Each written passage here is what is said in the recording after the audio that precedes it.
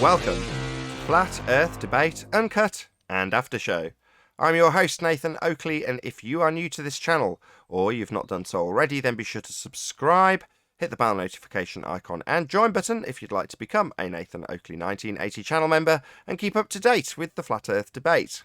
If you would like to support the channel, there is a super chat that runs alongside each of these shows while they premiere. There's also a PayPal, Patreon and crypto link in the info box below the video. Speaking of Patreon, I'm going to do a quick shout out to all of you who do support me on Patreon. So a massive shout out of thanks and appreciation to Will Brax, Melby Styles, Troy Shuker, Bose Nail, Joseph Pizarro, Samson, Maris, Mobile Max 777, Neo the One, Lost Cat FE, Rob W, Open Minded, Reese Pound, Del West Watson, Mike, Muted, Dick Earth Skeptic, NA Literalist, Maria Nealand, Unbelievable Productions, Blue Ridge Ranger, Rob H, The Real Gabster, Windrider, Liam Nedrick Jr., Abraham Mohammed, Naibai, Adrian Quintana, Skeptic936, Life is Short, Fireball X, theflatearthchannel.com, Texas Mike, Edwin Johnson, Kirsten Smith, and David Wayne Foster. So another massive thank you to all of you for supporting me on Patreon.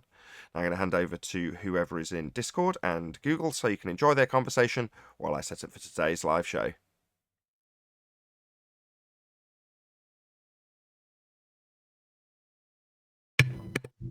Yo, yo.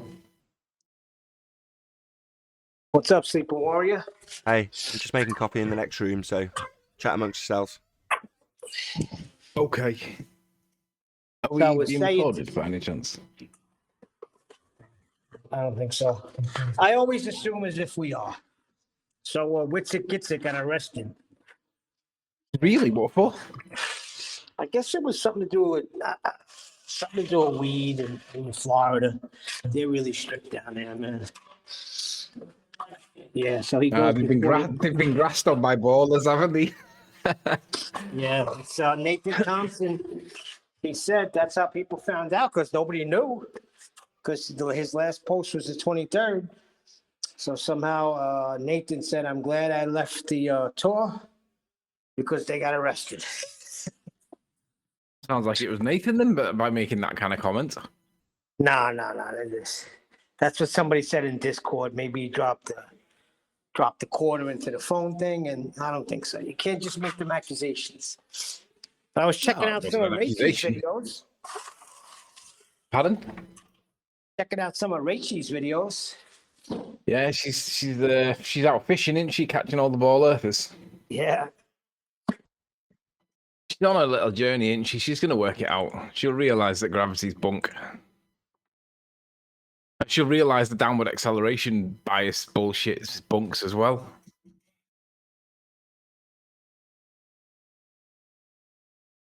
Where's Bob Nodell? I've not seen anything of him recently. He didn't do a Globebuster show on the weekend. He didn't do one last weekend, or if he did, he didn't They're make at any the correction. convention. They're at the Flat Earth thing.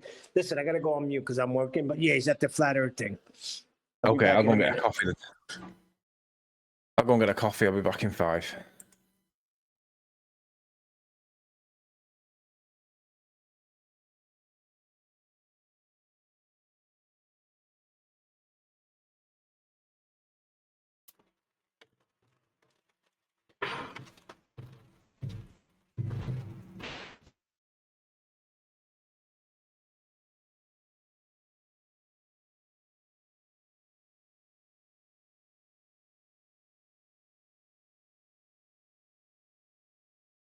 See you later. Wow, it's a dinner conversation in here, isn't it?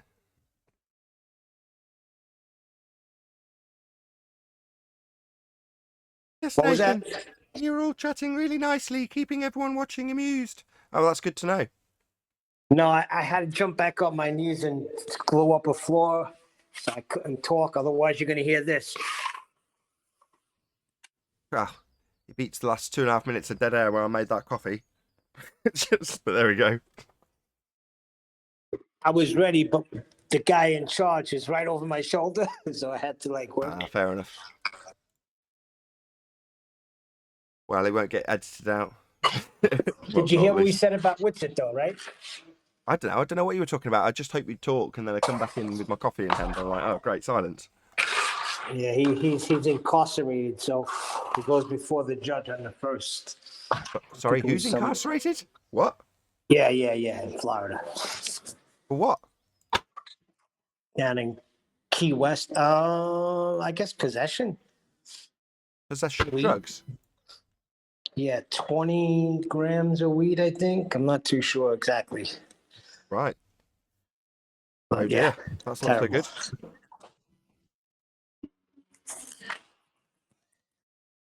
I'll be back.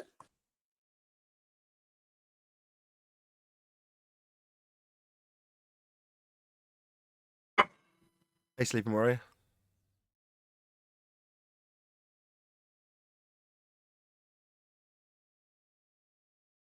Hello, our kid. How you doing? I'm good, thanks, Sleeping Warrior. How are you? All right.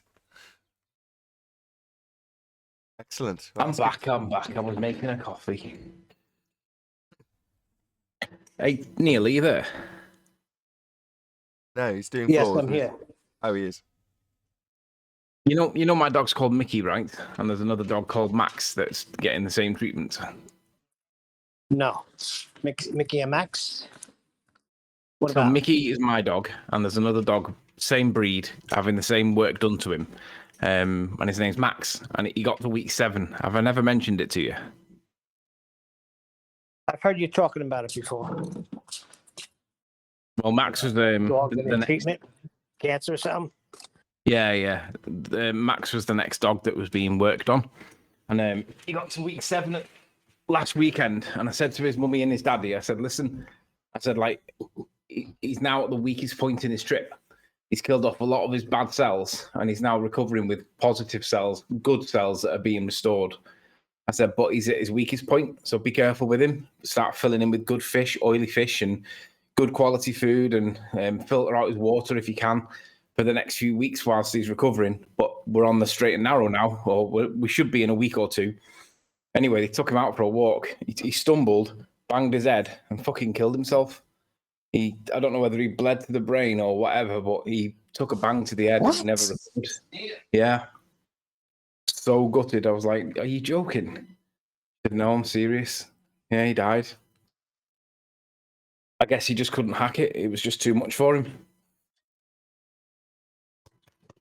Damn, that sucks. Yeah, it does. 7 weeks of administering this stuff, and he's past the bulk of it, and he's restoring positive cells into his body. And he just took a stumble, banged his head, and didn't recover. So yeah, he died. So gutted.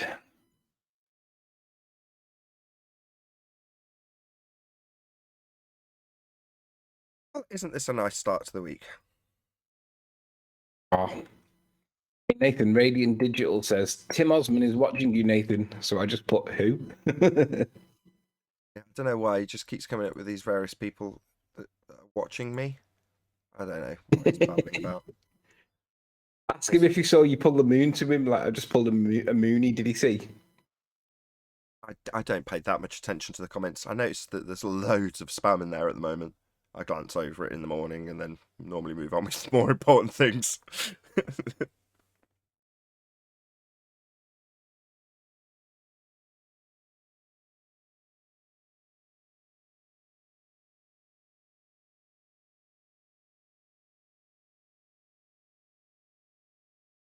Not a great deal you can do about spam in the comments, because if you try and ban somebody, they just make a new account and just carry on. So really no point even trying, as long as they're not breaking YouTube guidelines.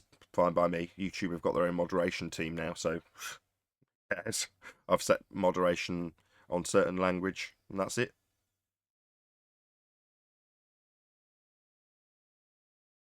It's interesting how much protection their side get, and how they can get away with almost murder, and they play the victim card and try and get channels removed, and it's like that coerted effort to try and silence us.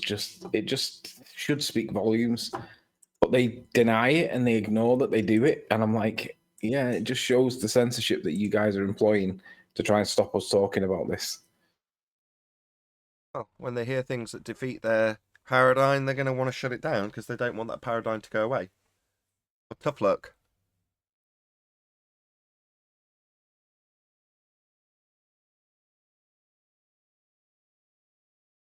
Hey, George.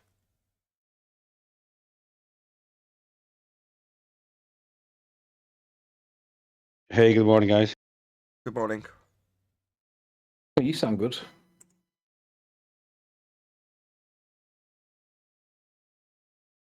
Thanks. I think they've refloated that ship, that big cargo ship in the Suez Canal. Oh, yeah. Wait, Yeah, gonna do? apparently they want it. I think they've. I'm not sure whether it's moving or whether they've managed to just get it off the banks and it can move next high tide. But they're getting close to getting it moved. Oh, great! My world is working again. You waiting on a delivery or something?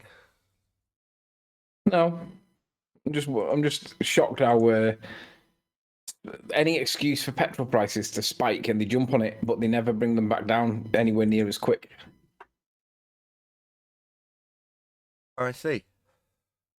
Fascinating stuff.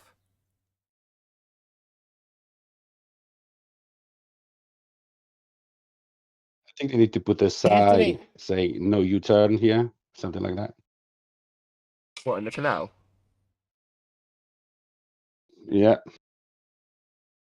Well, he said he got blown off trail by a desert storm. He said, and I thought, blown off trail. But don't talk wet.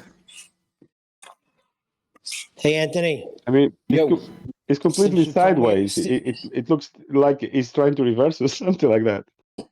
Well, it's got stuck in a it does 3-point look like he's turn. about to. Forgot his lunch and thought, I'd just go back. Won't take long. Yeah, it does look like he's trying to do a 3-point or a 10-point turn in the Suez Canal. Yeah. Go on, Neil. Since you told me about that movie with the, how's it, Official Adur? secrets. Yeah, the one with the, where they were in the same, they both were living the same illusion. Oh yeah, Folly Adair. Yes, so I'm going to tell you this little quick series. It's about 5 episodes, maybe 6, but it's good. Called Behind Her Eyes. Yo, the end is going to blow your mind. You got to watch Behind it. her eyes. Yes. I'm telling you, Is it man, worth- you're going to flip. Yeah, it's worth watching. Behind her eyes. English.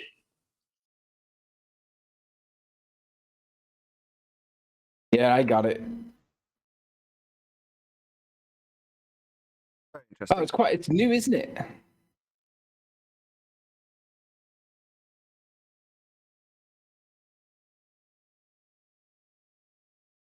It was new to me. It's painful. Current affairs, pop culture, movies. This channel's changed. Nathan, get your things fixed. Did you even watch Ford versus Ferrari yet? Hello? No, still haven't got my subwoofer back. My amplifier's still in repair. It's been 8.5 months. About average with COVID, right?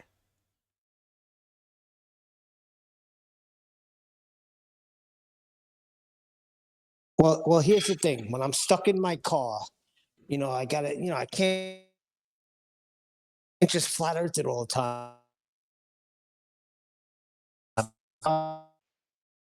Blow me away. I got half of that. Are you saying you can't just watch flat earth material all the time?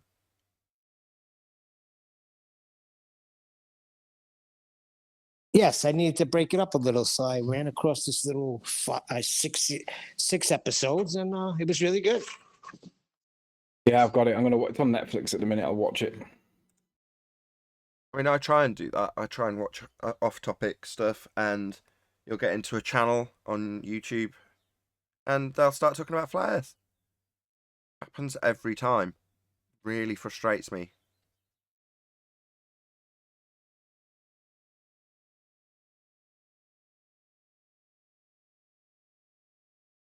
Should positively spin that, but I don't want to. So I'm not going to.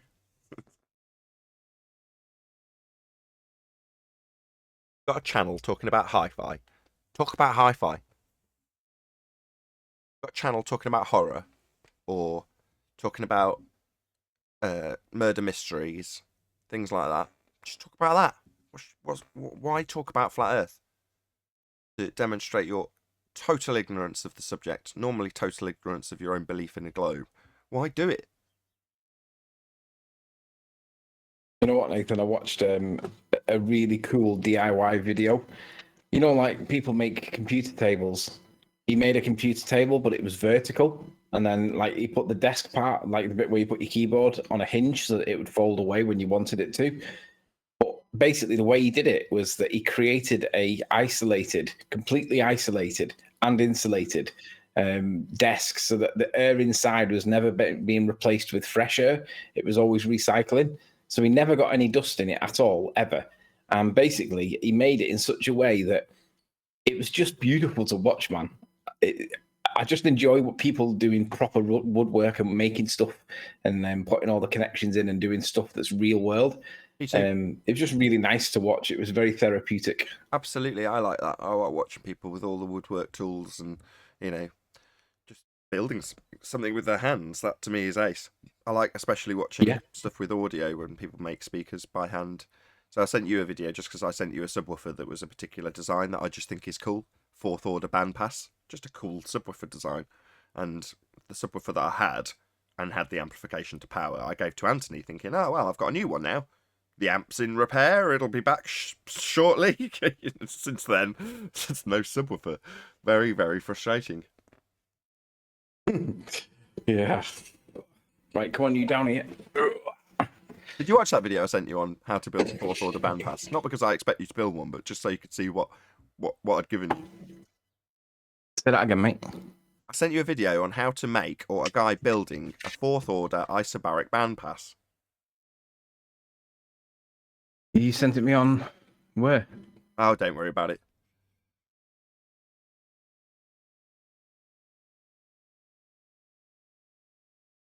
I don't see it. Don't worry about it.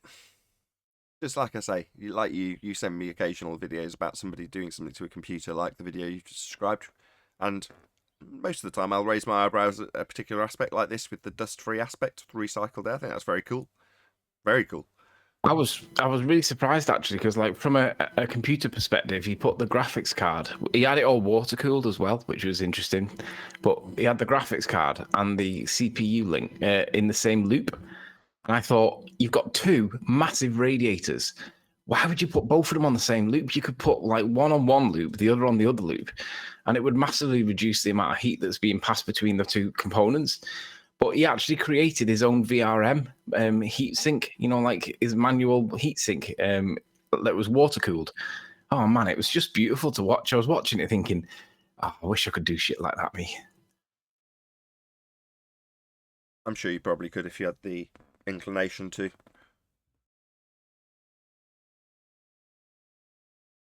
He even extended all his wires, you know, his inputs, you know, like his HDMI leads and all that. He extended them to a panel that he custom built that fitted into a slot that was basically designed for these bits. And I was like, oh, that's so cool. It's horrible to watch because it's like, I want that. I really want that. Yeah, I've got a love-hate affair with cables. I hate the look of them. So, not that I love hiding them, but I do like the look when there's no cables. So you've got like just equipment racks. So in what I've got here, I've got 2 equipment racks. One's got a load of amps on and one's got a load of source and preamps and things on it. And there's a little footstool between the 2, or like whatever you call it, like a mini chaise lounge thing. But if you drag it out to put your feet on it, you can't see anything. There's obviously loads of wires between the 2, but I've buried them all in the wall. So you pull the seat out and there's nothing. There's just the carpet goes up to the edge of the, whatever you call it, skirting board. And that's it. There's nothing. Same with the other direction going the other way. There's all sorts of wires going between the PC and the preamp and between the monitors and the cameras and the lights and everything and the projector. It's all got hundreds of cables, but they're all buried. So as you look around, you can't see any of them. And I love that. Because kids yank on them, people trip on them, you know, they get damaged. Whereas if they're buried, you don't ever look at them, which is good. Takes a lot of effort. Does. Thought and consideration. Indeed. Have you seen Jay Tolan Media's latest video? I knew I was going to be asked because loads of people have mirrored it and I haven't watched it. But fill me in. What's it all about? I've only watched half of it. It's a 51-minute video. Jay Tolan normally does like 15-minute videos, and I can watch them easily in one sitting. Like, obviously, I've watched half of it. I've not watched all of it yet. I've only got to 30 of 51 minutes, so I've not seen all of it yet. So I can't really give the conclusion. He's just building up to his the crescendo of his points, but he's done a lot of work to do with theodolites, the horizon line, what's on the horizon, what's above the horizon, what's below the horizon, where should it be, how should it be perceived, and what's the interpretation, all this complicated stuff. And I was watching it late last night, and I was like, this is getting late now. This is heavy. I need to go to sleep. So I didn't know what. I started getting really tired, but I'll have to watch the second half of it. If anybody's got an update on it, like, let's have a listen. You watch enough of it to get a conclusion on what he's actually trying to put across? No, I'm up to the bit where he's took all his observations and he's plotting them all on the graphs and showing them on straight lines and curved lines and trying to give his interpretations. And I'm literally right in the middle of it. Why'd you bring it up? Because I thought you might be able to give me the ending. Oh, right. No, unfortunately not. I did actually do a 1-minute video on the horizon. Did you see that? See it? Yeah. Oh, you did? Yeah, that was the first comment on it, I think. Oh, okay. I hadn't looked at the comments. Yeah, you can summarize the debunking of the heliocentric model without actually mentioning the black swan. You know, you've got to take it as read that argument stands, but you don't even have to take it as read, because there's our opponents on that video saying the horizon's not geometric. Well, those concessions are enough for you to appreciate that there's only one reason they're giving those concessions. That's because of the black swan, which is detailed.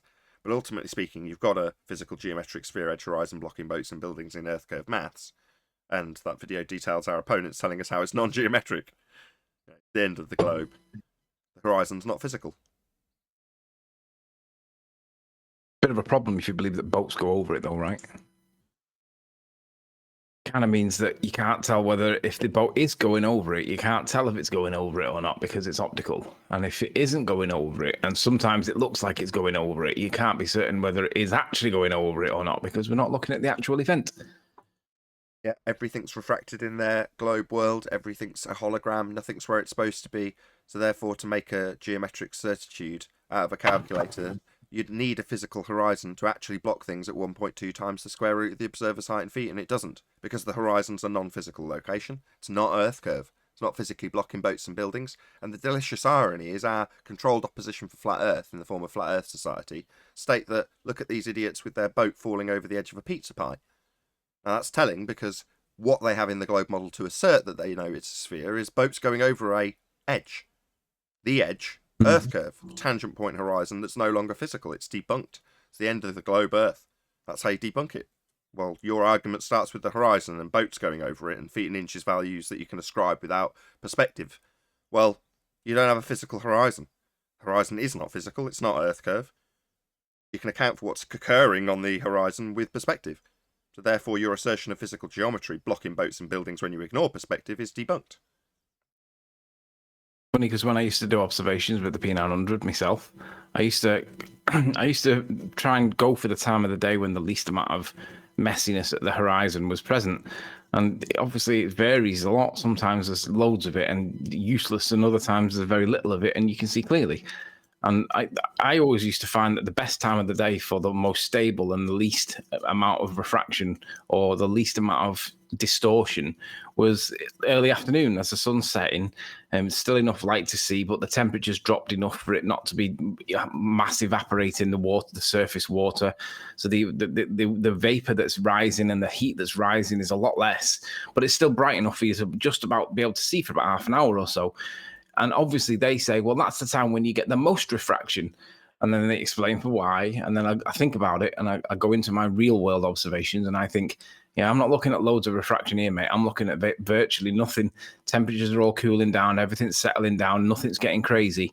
Contrast that to first thing in the morning, once we've had no sun all night for like 5, 6, 7, 8, 10 hours, whatever it is. And then the sun starts coming up and you've got nothing but mist all over the surface, all over the horizon, because there's a lot of vaporized water that's condensed and it's dropped.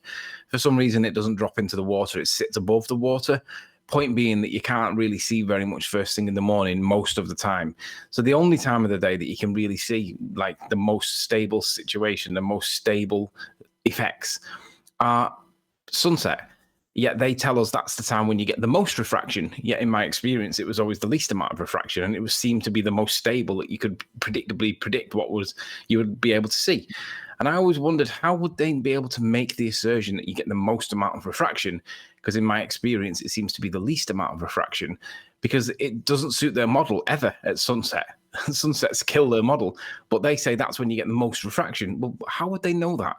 And then they explain it, and then you look at it, and then you doubt yourself, and you wonder whether or not that's real or not. And then you go back and do it real world, and you just go, no, that's bullshit. I'm just looking at it because it is there, not because it's being loomed up from behind the curve. That's ridiculous. But when you get to the behind the curve bit, if your camera is a P900, which yours is, you can easily resolve things at a mile or mile and a half away. Well, in that instance, you should easily be able to resolve a physical obstruction at a mile and a half, especially if you're lying on your belly at the beach. You know, the physical earth curve edge obstruction should be really obvious because it's a physical hill that drops away to preclude you seeing further than the model suggests you should. Well, if that's the case, then the physical geometric sphere edge, the edge of the sphere that you're looking over, which they call the horizon in the globe model, would be really obvious. It isn't, because we don't have one. The horizon changes with the weather, and depending on how clear the day is, you can see for miles and miles and miles if you've got a good enough camera, and you can resolve things into the distance even with a limited angle, i.e. if Anthony in this example is lying on his belly on the beach, looking at things 34 miles away. Well, that shouldn't be the case. You should see a really clearly resolved physical geometric sphere edge horizon. If that's what we have, that's what's asserted. Meanwhile, all we ever argue about is targets, how much they're loomed. Well, hold on. If I look at a hill, I mean, when my folks used to live in Wales, it was in a very, very hilly part of the world, and if there's a hill in your way, there's a hill in your way. And if it's a mile away, it's really easy to resolve with a good camera. And that's what earth curve edge should be. Regardless of the situation, it should be really prevalent and obvious, and they tell us how obvious and prevalent it should be with the maths.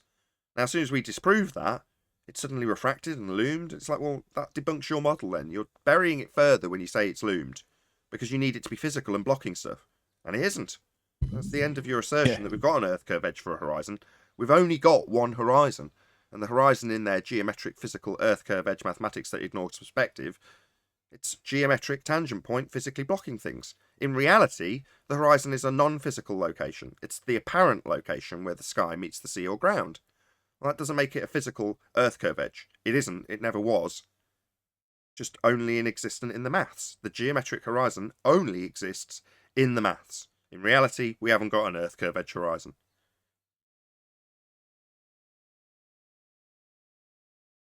And then when you apply that concept that you're describing, if you apply that and acknowledge that Taboo Conspiracy's 19 and 21 mile or 22 mile laser observations where two lasers are looking at each other over the surface of water in the dark at nighttime when the surface temperature and the water temperature are virtually identical, and they can both see each other. Not one can see the other, but the other can't. They can both see each other over 22 miles. Then you have to acknowledge that whatever the horizon is, it is clearly not spherical. And if it is, it's huge, but it's definitely not the way we're being told. Not just not spherical, it's not physical. So regardless, when you say it's huge, what is the physical earth curve geometric obstruction that is claimed to be the horizon? Well, no, because the horizon is not physical. So you can't, we can squash that claim when people say, well, it's a bigger ball. No, that requires you to have a physical geometric sphere edge for a horizon. And we haven't. And the fact that it's set in stone in terms of the heliocentric radius value at 3959, that also makes no odds. It just needs a physical obstruction. That's what they're claiming, and they haven't got one. Globe debunked. You know that Raiden Digital? He's just subscribed to me just now. So I've just gone over to his channel and I've seen that he makes videos. And I've just put on a video on one of his videos, his most recent one. I said, Nathan Oakley is watching you. I love it. Just trolling back. Is that the guy who's posting on all my videos? I don't know, Barack Obama is watching you or something like that. Yeah. Nathan Oakley is watching you. That only works if you do it, so kudos. Obviously, I couldn't do that. Morning, guys. LA chocolate. No, you couldn't do it. No, it does only work if you're in the third person. That's right. Indeed.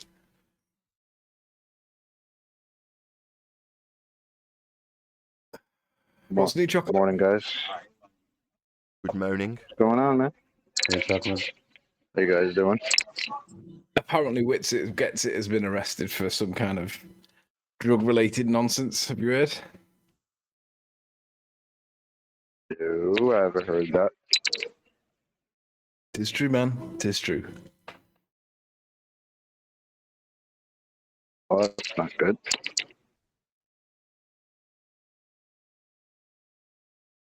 Have you got anything interesting to tell us? What's up, chocolate? Nah, man. Same old shit. I'm at work. First flat. Same old shit.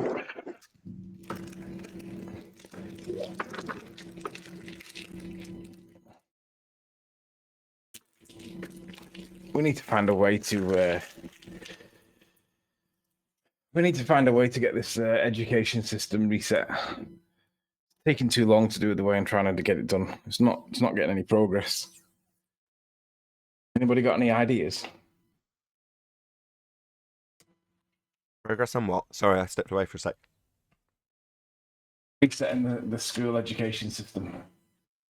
Kids are still being taught lies, and I don't know how best to deal with it. And what I'm trying to do seems to be working, but extremely slowly. It's demotivating. It's like DIY it. kids from being taught lies.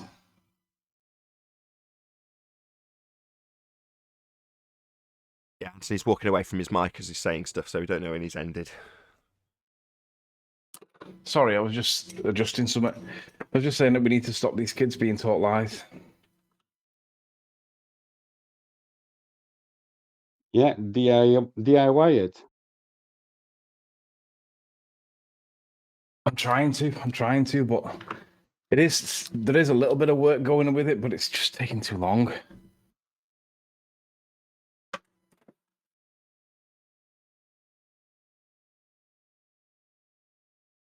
Well, you're never going to change anything until you change the people who are in charge of the system. That's the problem. You're right, it is the problem. Yeah, that's not going to happen. The world is run by psychopaths. So your chances of changing them in terms of the way they behave is zero.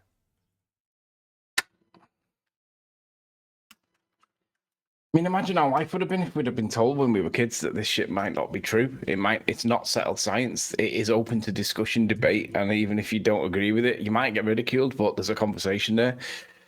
It would have been a very different adulthood. You don't know what the silent majority's thinking. You don't know if the majority are like my wife. They understand and appreciate that there are now ways of seeing the world that aren't the way that you're told that you should see the world. But they don't necessarily go about shouting it from the rooftops because they know that there's going to be ridicule involved. So you just don't know what the silent you don't know what the silent minority know.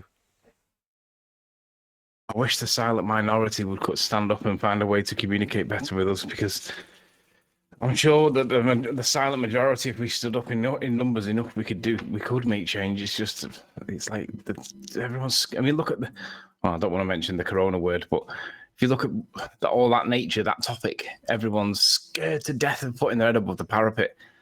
Like, Things like this paradigm changes are, ridiculed, violently opposed, and then accepted as obvious. Well, the only way that you get to the accepted as obvious stage is if the silent majority appreciate it, but they just don't talk about it.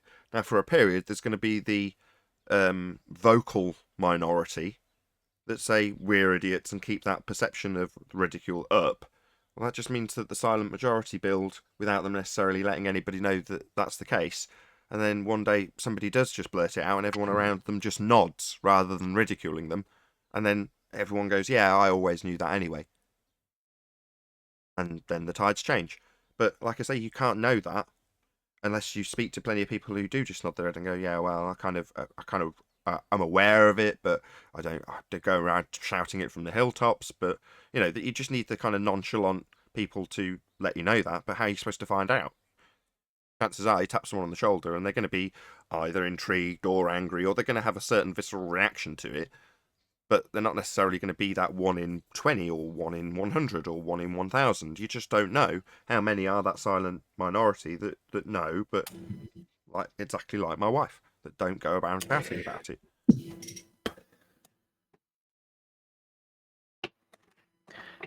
3 minutes to go.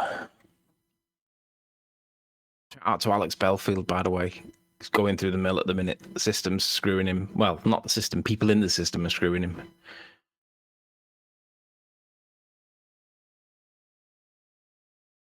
Yeah, I feel very sorry for him. He's getting his door kicked in. All he's doing is reporting independently. And, you know, the guy's got a stellar reputation. He's never had to print a retraction. He's a good journalist. So the fact that he's going through this is just pretty god-awful. But there we go. That's life. You know, the media's controlled. If you want to have a little chunk of something outside of that, then you've got to work within their parameters. Like us here on YouTube, right? So he's trying not to. Woe betide the guy who wants to rebel against the media.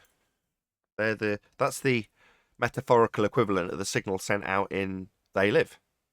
You know, they do it with the TV signal, but they make out like there's some buried signal in it. Well, you're like, well, there is. That's metaphorical for the reality that we actually face, because everything we watch is poisoning and programming and making us see the world in a certain way. You know, riddled with heliocentric programming, most of the time beyond the knowledge of the people producing it in the first instance. In other words, it's so prevalent that it's now self-perpetuating. You don't need to go out and tell the people that they need to drop a bit of glow programming in. They'll do it off their own back. Well, that means that part of the programming, which is definitely a lie, you know, it's not an overt lie that people are aware that they're telling, but it's still part of the programming. Well, that's coming from the TV signals, right? Like in They Live. It's just not easy to quantify, here's the tone that they program you with. You know, it's not like that.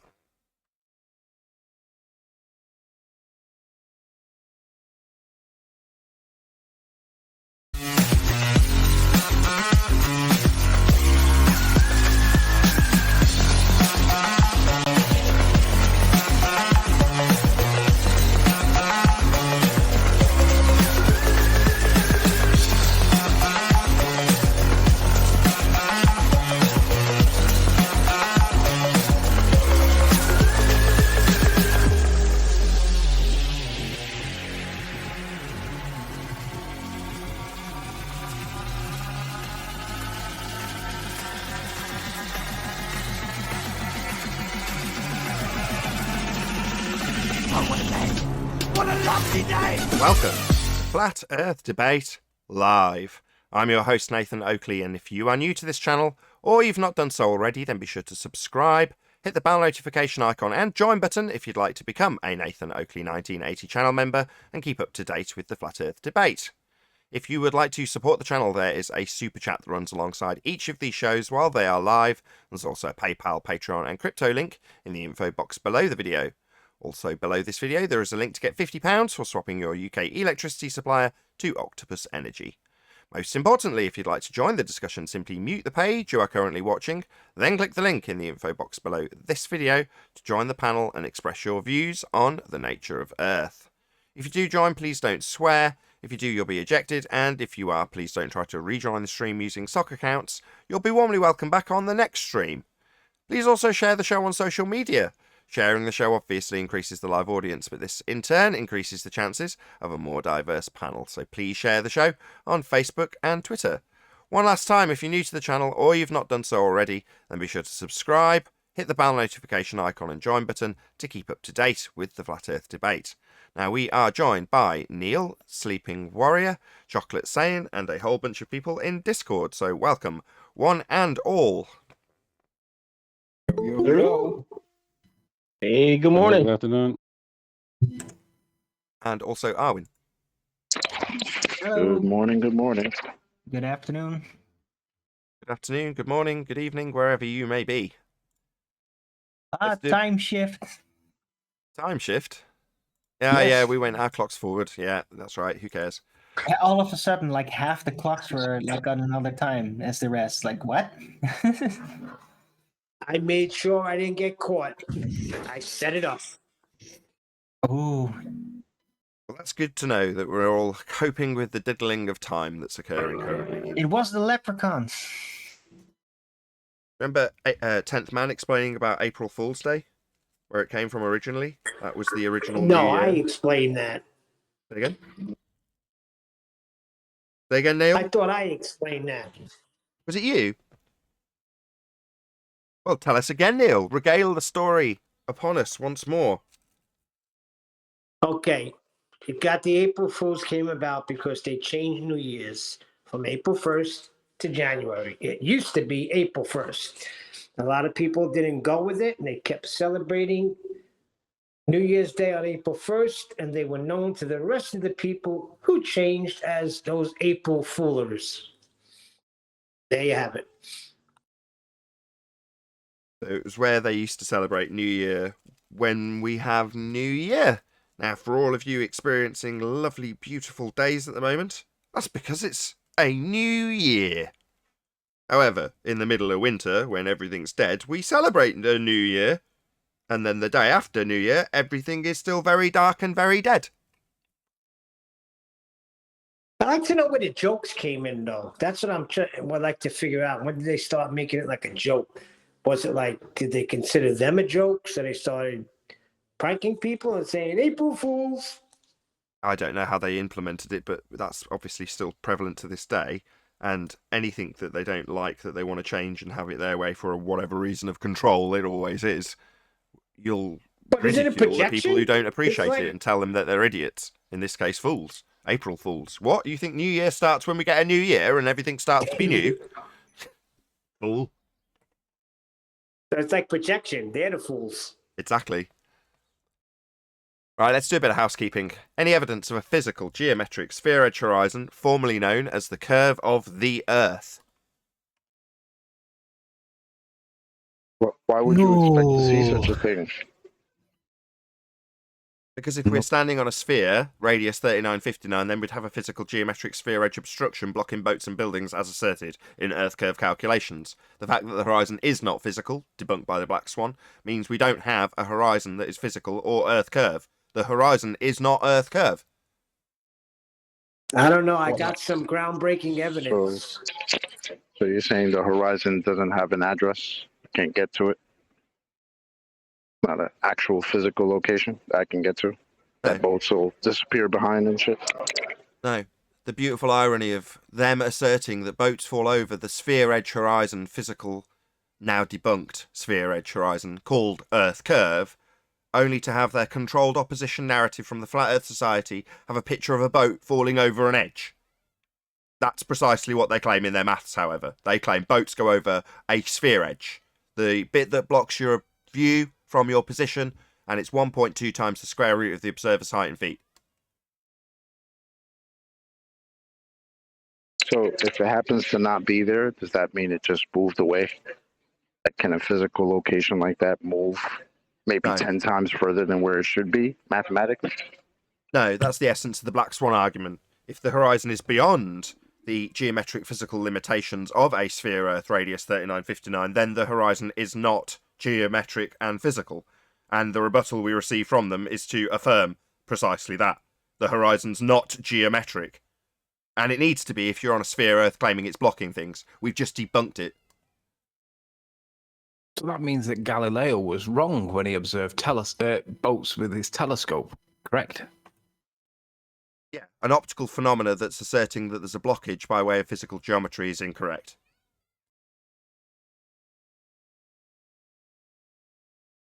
Any more from Discord, maybe? Where would we be if somebody had like a phone booth like Bill and Ted, and we can go back and give Galileo or somebody P900? Say, remember all that shit about the boats you thinking is disappearing over a curve? Check this out. Yeah, and then give him the Rayleigh criterion and demonstrate it with a coin on a table or something. Yep. Can you imagine if we showed Galileo, assuming that Galileo actually existed, but Imagine that we gave him Taboo Conspiracy's laser video at 19 and 22 miles, where the two lasers are looking at each other, and then asked him to interpret that and then correct history. Because like kids are still being taught this nonsense today in school. Any evidence of We'll get axial worse. rotation of the Earth-based variety?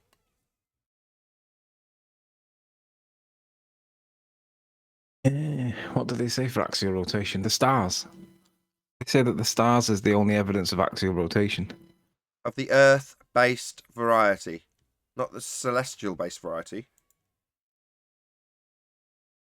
No, there's nothing that indicates that we might be moving at all. Well, but that's a little weird though, since they tell us the stars are moving because we're on a spinning ball. Well, why are the stars still moving when you get off the spinning ball? Because we're not on a spinning ball. So any evidence of axial There you rotation go. of the Earth-based variety. Can we not have sunrise and sunsets of the Earth-based variety? Sorry, is that Earth-based when you say sun moving? No, but I can't think of anything other than them things to indicate that we've got axial rotation. No.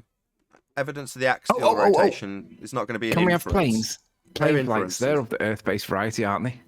Evidence is proof, not inference. Evidence, not inference. Planes. Can we have planes? They're of the Earth-based variety, aren't they? If the flights were east and west, they should be faster and slower. Hold on, that's not evidence of an axial rotation. Saying they should be would be evidence that we don't have axial rotation. Yeah, if we had a Coriolis observable from the ground, i.e. you're looking at a plane seeming to drift because you're turning beneath it, as is claimed, then the turning beneath it bit that gives you that not actual deflection from the ground would cause the flight to be shortened if it was travelling west. We don't experience that, therefore there is no Coriolis deviation to observe. You'd manifest in flights, having their flights shortened in their duration. So, no, that's not an evidence of axial rotation. That's a debunking of a globe Earth claim that they prove axial rotation by way of a Coriolis deviation we don't experience. Any evidence of axial rotation of the Earth-based variety? Going once, going twice. Selective Coriolis effect. The lack of Coriolis effect, did you say, Arwen? No, selective. Some things deviate, others don't. Doesn't work. It's selective. No. That's a misapprehension about Coriolis deviation. If you're on a roundabout spinning, it's not like some of the trees will seem like they're coming towards you on the roundabout and some of them won't. It doesn't work like that. Either it's on the roundabout spinning with you, in which case something in your hand that you hold in front of you doesn't have a Coriolis deviation because it's part of the non-inertial reference frame that you're turning on. Whereas anything I that's not disagree. on that platform, i.e. any of the trees, anything in the sky, anything that's buzzing past you, will deviate without exception. I disagree. If you turn the roundabout slow enough, nothing will seem to deviate. And if you Everything turn it will seem to fast enough, deviate. You will fly off it. and then Don't start with this flawed premise that nothing will seem to deviate if you're turning slow enough. No, everything will still seem to deviate in that scenario. No, Yes. it'll take too long. No, it No. will seem like it's all standing still anyway. This is the first we've heard from Arwen. He's already getting my blood pressure up. Ah, Look, if you're on a roundabout, it doesn't matter how slow you're turning, things that are rooted into the ground like trees will seem to be moving. They'll just seem to be moving at a very slow rate if you're turning at a very slow rate. yeah, but what if you're just sitting there for an hour? It barely moves 2 millimeters angular wise, and then you just get bored and get off it again. Then you'll have had Well, 2 nothing millimeters would have of seen- not actual deviation as you turned on the roundabout, and the tree you were looking at moved by 2 millimeters, which would be actually much bigger because it'd be a wider angle depending on how far away the tree is versus how far 2 millimeters is in angle on the given roundabout size you're on. So there's a lot of factors, but ultimately there's always going to be deviation. Only partially. Why are you doing this, Arwen? Arwen's not having a very good day, Nathan. He just told everyone we're Satan's children. No, You not. might be. Excuse me. Yeah, I you was listening to your show. I blocked didn't me hear in that your bit. chat. Oh, I was just seeing if you're okay, and you called me a devil's child. Yeah, I'm being barraged by trolls. awesome. I'm sorry if you can't handle that. Get over yourself. Okie dokie. Look, yeah, let's just get through housekeeping. So, axial rotation is claimed to be proven by Coriolis deviation, which we would observe if we were turning. We don't, therefore that's not a proof of axial rotation. I'm going to give it one more time. Any evidence of axial rotation of the Earth-based variety? No, nothing. Any evidence of the distance to the sun? It's over there. You've got to today. make an assumption Hooray. somewhere, Nathan. Say again, Anthony? You've got to make an assumption somewhere. You've got to assume distance or size somewhere. I haven't got to do anything. You're the boss of me. Then you can't have a distance to the sun then. No assumption. It seems higher in the sky today. Seems? What's all this nonsense? Any evidence of the distance to the sun? No. Nah. Bummer. Any evidence of a self-perpetuating molten iron core at the centre of a presupposed spherical Earth? Cartoons Yeah, and it's under textbooks. Arwen's house. There's a molten core under Arwen's house. Don't think so.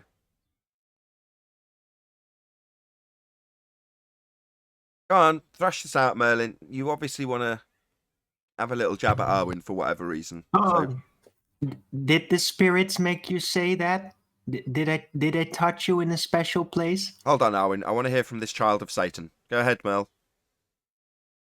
He's lost his bean, Nathan. Bean? Yeah, Bean? I don't know means if he something ever very had it. specific here. yeah, his bean.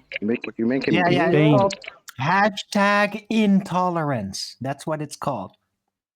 What kind of I think No, it's been vile. like that for half You're a year. asking for money, and you're being vile. Oh, God, do we have to do this? It's not a good look, Arwen, I just for want to you correct... or anyone in this community. So, Arwen, just Right, to well, at change... least I don't talk like a retard. So. Oh, God, stop both of you. Right, no more. Just for a minor correction, I listened to your show today. You were talking about useless idiots, and it's useful idiots. So you were explaining how they're not useless to the powers that should not be, but the term is useful idiots. Just so you know. Arwen's a useful idiot for you, right? Merle, right, last jab. Arwen, you can reply. Then the last jab is going to be thrown here, right? No more. We've got a few more housekeeping questions. 4 to be specific. I'm sorry. Do I need to respond to that? No, but you've got an opportunity if you want. He's throwing jabs your way. If you want to throw one back, feel free. If not, be the bigger man. Great, we'll move on. Okay, fine. But just I don't know. I feel kind of embarrassed. I want to rebut to somebody that literally has half your IQ. It's. I How really feel baldy like- you, Perfect. Arwen, underneath that ponytail. No more ad homs. End of ad homs. That's it. Alwyn threw his last jab. That's it. End of. No more. Please stop. Both of you. Right. Arwen less than you, by the way, Mel. Anyway, any scientific evidence of gravity? Hell no. Oh, do you assign yourself to that, Merle? Do you think Alwyn, come on. gas go down, go boom, boom? No. fair enough. Let's just put it No, on fair the enough. Go table. ahead. Let's just prove it. What I just said. Do you believe gas go down, go boom, boom? Are you an incoherent dielectric acceleration or gravity believer, Merle? It's being thrown your way. I don't think No, I he does. couldn't care less. He doesn't care, Arwen. You're not going to get him on that score. Any scientific evidence of gravity? But that's not a no then. He doesn't care. That's a good point. Is that a no? No, it's not. I know it's not. I'm asking. Merle, Yeah, so he's not. is that a no? Oh, that's funny. Do you think we've got a downward Yeah, bias? no, I don't think so. There you go. He said I no, think it- specifically Arwen. That's it. I think people drop things and it's not a big deal. About helium balloons. Do they go down? Helium balloons go up. So you don't think there's a downward bias of any description then? Nah. I didn't think you did. Anyway, let's Unless move on. somebody that really thinks Yeah. that's important asks him, and then I'll bet he'll say yes. Don't But divine his that's thoughts. fine. What's going on? Arwen, you were the bigger man until this moment. Now you're about even. Any single viable hypothesis from any of the fields of astronomy, cosmology, or astrophysics? Well, Mel might say blah, blah, blah. He will? I don't know. Hopefully not. I don't think he's even that stupid. God, you had to drop an ad hom in. Mel, why have you done this? You started this. Because He I started reached it. out to him to see if he was okay, and he blocked me. And he starts talking about Satan and shit. It's like, get real, dude. Relax. Yeah, well, get real. I was being bombarded with literally one sock account spamming every 5 seconds. So, yeah, you got in between there. I might have blocked you because I basically said, I'm not. Everybody that thinks they're new, don't get in here because, yeah, I'm just going to ban it right now unless I know who you are with certainty. Okay, Mel saying he was reaching out to you, though, Arwen. Did you hear that bit? Well, only because he just told me. Yeah, that's what I'm asking. Well, yeah, he just said so, but he's also apparently very outraged about things that I said. Yeah, I can No, I'm understand not why, given what is outraged. detailed. I don't know the broad strokes. Maybe Mel will expand after housekeeping. But for now, can we keep Sorry, this episode Nathan. of The View to a minimum just till we get through housekeeping? I'm fine with that. The View. Okie dokie. Any evidence you can have gas pressure without the necessary antecedent of a container to press upon? Yeah, 2 containers. Without a container. Just a bit of maths. We'll create a container in maths. That's abstract. In reality, physical reality, gas pressure without a container. Not 2 containers, not abstract math. Hold up. If you could have geometric horizons in math, why can't you have a container in math? So that's Why not not? physics. Physics means physical. Maths is abstract. It's just a way of describing something. So I can describe a geometric horizon. It doesn't mean it's physical. Doesn't mean it's in reality. The atmosphere. But what if I just say it a lot? Arwen's throwing out fundy rhetoric while you're doing it, Chocolate. Can your atmosphere, sphere-shaped air wait for a minute, Arwen? Go ahead, Chocolate. I was doing the same thing. Oh, Just say it a lot, you know? Geometric horizon, you know, it only exists in the math. There you go.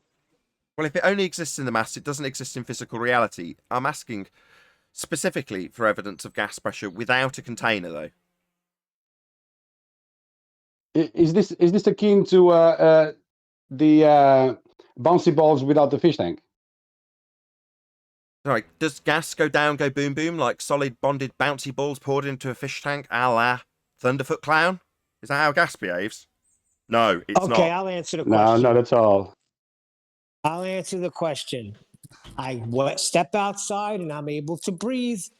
Therefore, gas pressure out of container, Nathan. What's wrong with you? No, you've got that the wrong way round. Going outside and experiencing gas pressure means you definitely have the necessary antecedent of containment to have the gas pressure to breathe.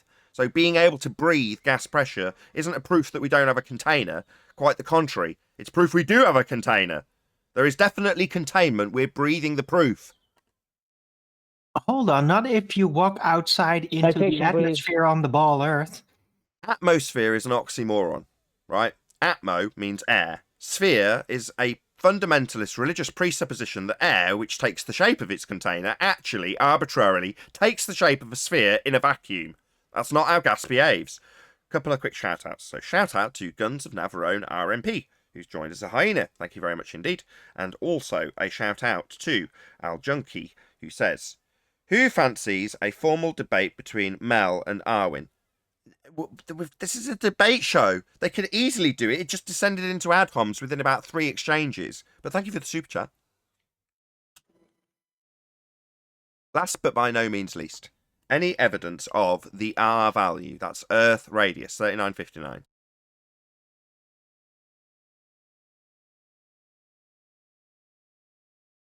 Command. No. In the math. Negative. I mean, that would be cool, but if the Earth was a sphere with a radius of 59 miles, then every horizon distance measurement can be no more than 1.22 times the square root of the observer's height in feet. That doesn't happen. So I guess Earth's not a sphere of a radius of 3959. Correct. Too bad. Yeah, and we don't have a physical sphere edge for a horizon. We do not see the geometric horizon. You wouldn't expect to see the horizon. Nobody claims the horizon is Earth curve. The geometric horizon only exists in the maths. These are all globe believer quotes. The geometric horizon is Earth curve, by the way. Nobody claims the horizon's Earth curvature. Here, see my pictures of horizons. The title is This is Earth Curve.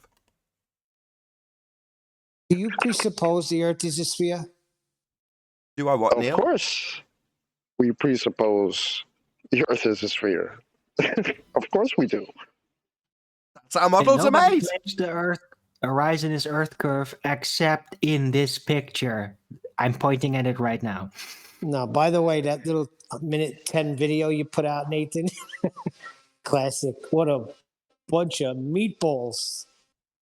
Yeah, a load of globers telling you how the horizon's not a physical geometric sphere edge to block boats and buildings, and us pointing out that we've only got one horizon and it's not geometric, therefore Earth curve is debunked as a claim the horizon is physical.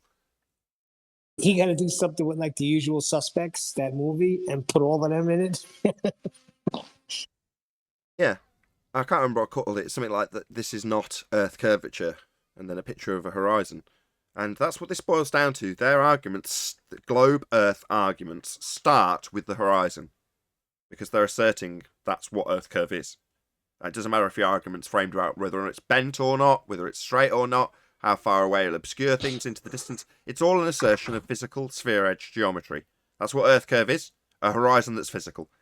And the horizon isn't physical. Globe Earth debunked. Don't you need 2 lines of sight, though? 2 lines of sight, yeah. We've only got 1 line of sight to 1 horizon, and the horizon in their geometric physical Earth curve maths that excludes perspective is a physical horizon. We haven't got a line of sight to it, though. Line of sight means you'd see it, and we don't. Well, I meant that in a funny way because Rumpus came on and said, well, with my other line of sight, the one that shows things that aren't really there, I see it. In the maths, he sees it, because that's not how we see That's it. right. The line of sight that you never see things from. That's cool. Shout out to Stopping Traffic in My Rasta Hat, who says, Mel, take it on the tin chin. I think Mel was expressing concern, as much as it came off a bit snarky. I think he was actually expressing concern and being a bit irritated that it got thrown back in his face. So let's not take it the wrong way. Cheers, Nathan. Yeah, that's 100 it. That's bullseye. That's exactly what happened. Today on The View, long-time flat earth friends and rivals become friends once more as they thrash out their differences. Welcome to The View. I'm more interested in how you stop traffic in the Rasta Hut. No, the Rasta Hat is what stops the traffic. Okay, is that it? I think so.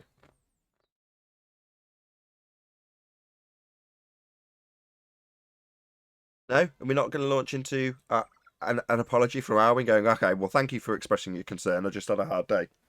Clearly not.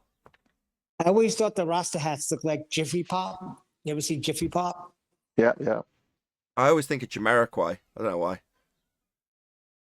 The original tinfoil hat, Jiffy Pop.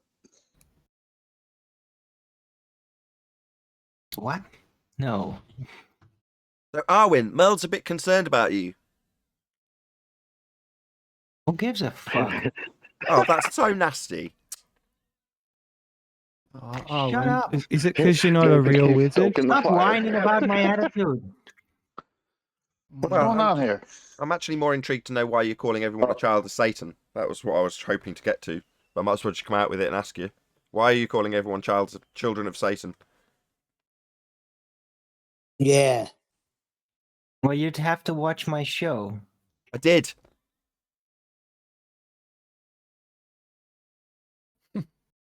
Well, it's just because people They live and grow up in a world where they're slowly and gradually, according to socially engineered tables and processes, surrender their soul more and more, lose their original spirit with which they were born, which was handed to them by God upon birth, or rather upon conception.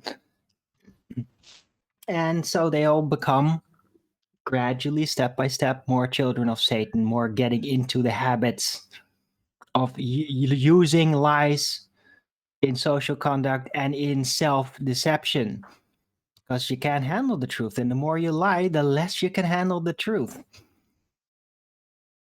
And I've been one of those weird individuals that's like torturously held on to the same things for a very long time after figuring out like I can't join these people, as in the world, with this process.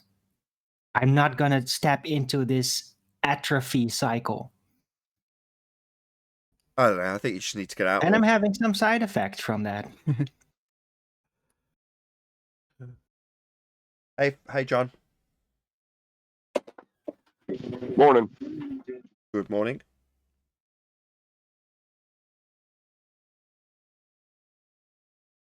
Does that answer your question? I already knew the answer. I just wanted it to be discussed on my show. Maybe we'll get a, follow up from someone else. But you also had a few technical issues. I didn't know if we were going to get into those boring details. Technical issues? What? But that frustrates me. If you've got to restart a stream and it's all stuttery, which it was, and you were saying that you had technical issues when I first got there and started chatting. Right. Yeah, my computer literally just froze up out of nowhere, like completely. The screen, not blue screen, just freeze. That's, I can't remember when that happened last. But then when I started up again, I did it as quickly as possible. I just started OBS, said, okay, live streaming. And there was just no response from YouTube for like 5 minutes. So I had to just stop it again and do it again. And then YouTube picked it up. It's just pissed me off. And I was already pissed off. So just to add a bit of balance, I love all the new YouTube features. They're ace. Screw YouTube features. Do you realize it now takes over 3 seconds before a message is actually hidden when you try to ban somebody? It takes freaking 3 seconds. Ridiculous. All their crap problems. is going to be out there for 3 seconds. It's preposterous. Okie dokie. Hello, Adam, by the way.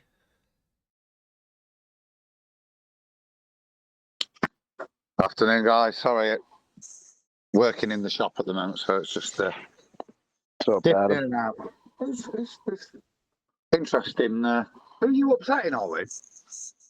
Oh, God. Oh, I started off, sorry. What? I'd only heard a little bit, but yeah. Oh, you can say whatever you like, man. Oh, what? I know You at least have the brains to actually make a point. Well, I just heard it was All sort right. of kicking off. All right, so that's the second time you've done this. I've been in this community as long as you. What thinks you've got the balls to say I don't have the brains to be part of this community and add and contribute to it, Owen? I think he might have been talking about me, actually. He was definitely talking about me. It's the second time he's called me some kind of retard. I think the word you used, Owen. Am I wrong? Did I say that? Yeah, you did, yeah. I'm pretty sure you did, yeah. All right. Well, yeah. Okay, well, before you get into it, thank you very much to Godzilla37. He says, 5 years and still not one rebuttal to any of the housekeeping questions. Globe believers, it's not just faith at this point. Or is it not just faith at this point? Thank you very much for the super chat, Godzilla. It's always been I went We get rebuttals. The rebuttals are just concessions now, though. That's the problem. Not stupid. they So, got it. Owen, It's just, like, it might just you're be his Indian like accent. a tea sipping Oh, getting beggar. obsessed over me But now. I'm the You, reefer. you know what class of what category of people get obsessed with somebody that triggers them? Retards. I'm not obsessed with you. Oh, come I on. rarely come to listen to you, Owen. Why would I? Yeah, and now you won't shut up. Now you're just another troll. Congratulations. Why can't You we deserve be trolling. friends? You deserve trolling, Owen. Hey, There you you can do more than go. rap. There You can you do more than go. rap, chocolate. Let's change from You Oprah. do deserve it, Let's mate. change from Oprah to No, Nathan it's not Oakley show. Oprah. It's the view. It's the view. Ding, ding, ding, ding, ding, ding, ding, When ding, you, ding. when you come off like you're self-righteous and you're more intelligent than other people, you're gonna get it sooner or later from someone. Oh yeah, I'm gonna get it. I know. Come and get it, bitch. No need. Shout out to that flat fellow for the super chat. He's just got a pair of sunglasses. I think he's saying he likes this or this is cool. It's not cool. We're not talking about the nature of the earth. We're talking about two My people. money's on Arwen. Is the show over? No, this is actually a live show. Dick Cavett. We're live. We're live right now. You realise that, right? 130 people watching. Did you say Dick Cavett? Yeah, I'm gonna go watch reruns of Dick Cavett. I'm tired of the View. Oh, really? So Owen can't handle some constructive criticism from one of the original people of this community. What did I wake up to? Oh really? So Yeah. Why are you Really? what constructing is your anybody? structural contribution? What terminology is now worldwide being utilized thanks to your presence, Merle? What have you ever brought to the discussion besides baldness and Alex Jones supplements? We cut the ad homs, right? We're talking about what's been brought to the table in the subject matter. That I can cope with, right? But if you're going to start calling him names, I'm not going to cope with that. I'm just going to shut you both down and it'll end up being a boring conversation. Try and keep it on topic. Try not to ad hom each other. Neil, try not to interrupt. I didn't ad hom. Just tried to point out certain facts. You're trying to take But you had to intellectual talk about Alex superiority over Jones me. and- You're trying to take intellectual superiority over me, and I'm here to crush you like a bug. Exact hair for over 20 years. Oh, I'm so bald. I'm glad you've revealed your level. Okay? That's your You contribution. need just right for there. men, That's your level. and you need That's to your, get out more. Your level You should Oh, listen to God, Ginny and got a job. stop. Right, I thought we were going to move on to something that Arwen's presented that's useful. Physicality assumption bias, the Arwinian paradox, something that's related to the subject. And I'm sure Merle's had plenty of experiences debating fundies that he can offer that would be a useful presentation to a bloody live audience. Hello? Do we have to talk like this to each other? It's no need at all. See, Owen, if you don't offer respect, you don't get any back. Merle, it's his show. Look He can who's block you if he projecting, wants. baby. Yeah, that's fine. But when Okay, someone so from the let's community... wait. You said that's fine, so we can move on now. No, we were in the middle of something. No, we don't have to talk about that. We figured it out. It's fine. No, but he asked me what I've contributed to the community with this superior tone. Like he's brought some truth so to you earth. have nothing. You have nothing in rebuttal then. No, you have nothing. Bear with me Owen. just 1 second. We've had Ellen DeGeneres, Al Junkie from the Sidelines Super Chat says, Mel, what do you like about Arwen and vice versa? I think that's an excellent question from Ellen DeGeneres in the chat. Shout out to Al Junkie for the Super Chat in all seriousness. What do I like about him? I like his passion. I like that he is invested. I can see that he's one of the people that wants progress, that he wants to know where he lives. He wants to understand his existence. I think they're valuable qualities. Very. He's very honest. He Excellent. calls a spade a spade. Excellent. Arwen, vice versa. What do you like about Merle? Nothing that you don't like, please. Well, it's gonna take me a little bit more time. I don't really follow much of his work. I guess that sometimes his steady voice can like hit a right snare. That's pretty much it. So yeah, steady voice. At times, you have your good moments, you have your sensitivity too. It's just that, yeah, I'll leave it to that. Got a voice like a snare drum. Meanwhile, you're invested, supportive, dedicated, conscientious. He listed quite a few nice things about you, but you say he's got a voice like a snare drum? Snare drum? No, he can have quite a nice voice at times. You know, if he's Wow. actually engaging in a conversation. I've heard him say a few things that I thought like, wow, that's well said. There you It's go. just a Well, bit that's sporadic. positive. That seems to be the problem. Also You very, guys have solved world problems. also empathetic and supportive, as he concerned for you today, Arwin. Clearly. Okay, ladies, are we all done here? Respect, Nathan. I thought And that was Arwen. amazing. I'm listening from the sideline and I'm watching. Remember it. Al Junkie says, now I can go to That's heaven. fine.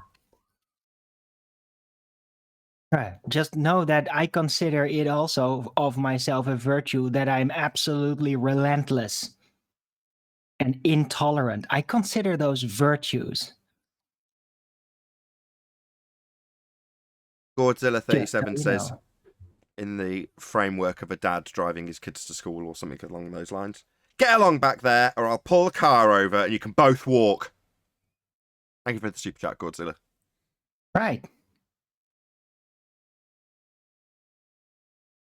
That's how you do it.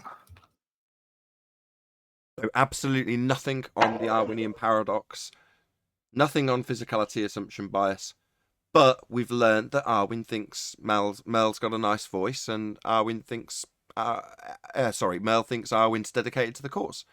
So we've all learned something. No.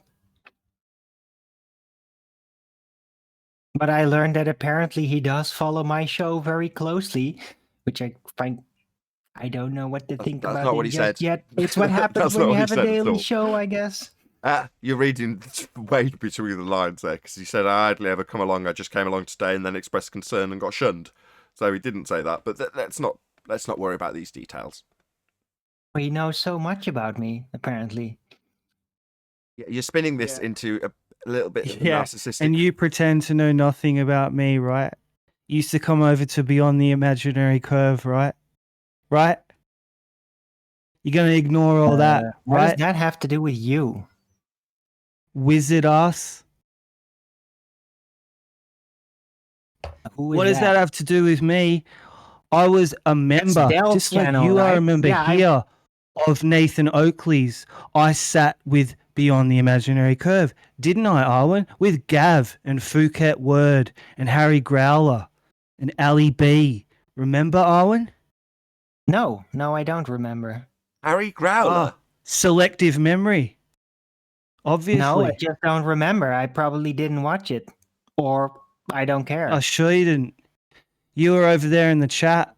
Sorry, is Harry Growler his real name? Yeah.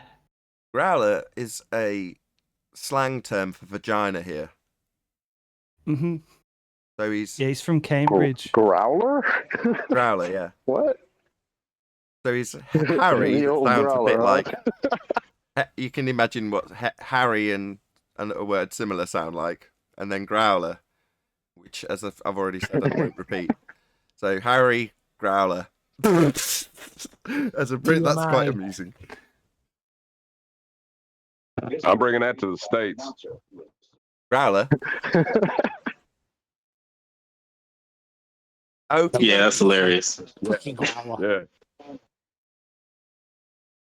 Okie dokie then. This has been possibly the worst live show we've had in about 3 years. Has it been? You're welcome. Pussy Growler puts that icing on it, yeah. Yeah, Growler saved it though. I'm digging deep, man. I'm digging saved deep. it all right. I mean, Funny. We are on this view tip, so yeah, Arwin being charged with pretending to not know who this man is or have any interest when he's sat on a panel that you're a fan of and you do speak fondly of. So Beyond the Imaginary Curve does have a panel. Mel's a member. You watch it regularly. You know who he is. That's his argument. I'm not saying that's the case. Hey, I never said I didn't know who he is. You implied it. I'm just not super interested. I know who he is. Dude, I've been on a show with him. With his weird, chaotic background that gave me a huge headache. Yeah, I still have Liar. it somewhere on my That computer. was Australia. So What are you of talking course about? I know who he is. It's just that I'm not that interested. Sorry to be rough. It's just what it is. I'm the real wizard, Owen. Get used to it.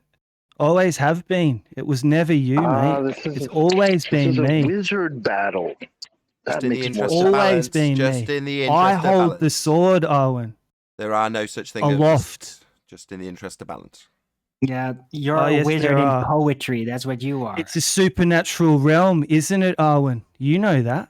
Oh my god, are we gonna have a Dungeons and Dragons geek Don't battle? fucking tell me Yes, what we is are, what, Nathan, dude. yes. You don't know shit. You're a fantasist. You barely even know what You're the the fuck's happening to fantasist. you. Dungeons and Dragons, right? A leather You jacket. don't even with a know how to ponytail. analyze the You're experience a you walking have, man. cliche. Walking You don't cliche even know how of to magic. analyze your own freaking experiences. Okay, we've got another super chat from Al Junkie, who's obviously decided to pour gasoline on this complete dumpster fire. If Arwin and Mel don't kiss now, I want my money back. See, No refunds, no Al Junkie. structure. Thank you for the super chat. No magic. You ain't got none. So we You went don't from have any Tumblr order. to Dungeons and You Dragons. literally don't know what the fuck you're doing. No bro. swearing. You I've had enough. I've literally only got a don't certain know. number. Try and keep it pleasant.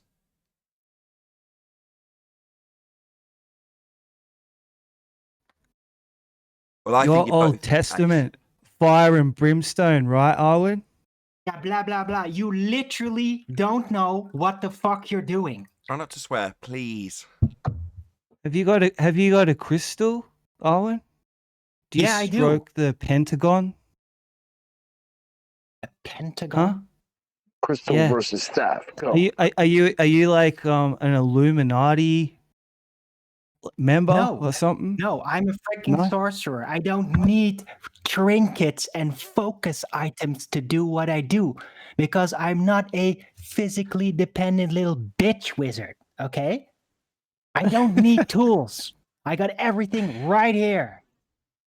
And Good I man. can Choose prove you. it. I can Look at prove his it. I passion. can lay out Look the at his details. passion. I can tell other people exactly how it works and they understand. What can you do with your sophistry, dreaming poetry nonsense? You don't even know what the hell Oh, you're yeah. doing, Merle. You're a pretender clown wizard.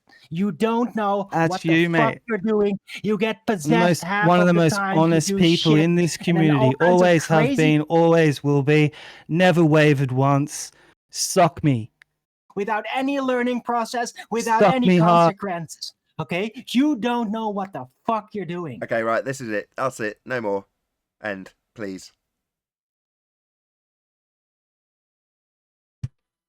Shout out to Michael Jones. He says, "This is what you get for rushing through the housekeeping questions." Yeah, I've got to be honest, Michael. I do take full responsibility for this. It is entirely my fault. I run this show, therefore this is my responsibility. I have allowed this to happen. However, if you Well, enjoy a that good dumpster fire... escalated quickly. Say again, Anthony. Well, that escalated quickly. People who have got frayed nerves in this community, if you're very heavily into it, and both Arwin and Merle are very into this community, as they call it, therefore they are on their last nerve a lot of the time. Now, Arwin more so than Merle. Sorry, Arwin. But, you know, tempers get frayed easily if you hit the right buttons at the right moment. And there's more buttons on offer to press, and there's more moments that they're going to be pressed in a situation that's going to cause you frustration, in this case, Arwin. Hey, So the that's highest just something towers that... get the most lightning, you know? Yeah. I totally get it. I knew this was going to happen. So it's fine. But just as you're the one talking, as you pick the mic up first, Merle's a good bloke, Arwin. Now, what I get from this is Mel's expressed concern, you've shunned him. That's where this begins. And regardless of how much you're not into Merle, you know, just take it as somebody who's in your, let's call it what Merle's called it, although I don't like it, community. He's just reaching out to you. He just doesn't know you well. He's never met you. He shouldn't need to give a shit, but he does have some empathy for you, and he's just expressed it. That's all that's happened, and it's descended into a massive row. Now he's picked on something that you've said in that moment because he can jab at it. Now I don't think he actually gives a crap either way about your declarations of children of Satan. I think he's just using that to make his point, and he has, to the point where I'm now, to a degree, siding with him. Now you're both as bad as each other. You're both laying into each other after the fact, but you know. Merle, no good deed goes unpunished. Arwin, try and realise when someone's reaching out to you. Can we draw a line under it there, please? Yeah, well, whatever good deed he might have tried out that first time, as soon as I banned him because I was getting scattergunned with sock accounts, he instead chose to take it personal. And then he couldn't let it go, and he's still talking about it right now. Yeah, I just want to apologise on behalf of Flat Earth Debate and all of the regular panel members to my members. So Dal West Watson says this is cringe, and Guns and Navarone, isn't Australia a province of China? No, you idiot. India. Don't you recognise the accent?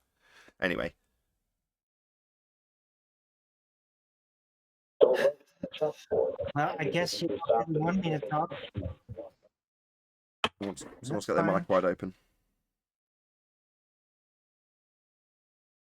Try again, Arwin. This is like the fourth time now that you talk halfway through a sentence that I'm making. Yeah, like I say, apparently you don't really want it. That's fine. Tempers frayed easily. Right.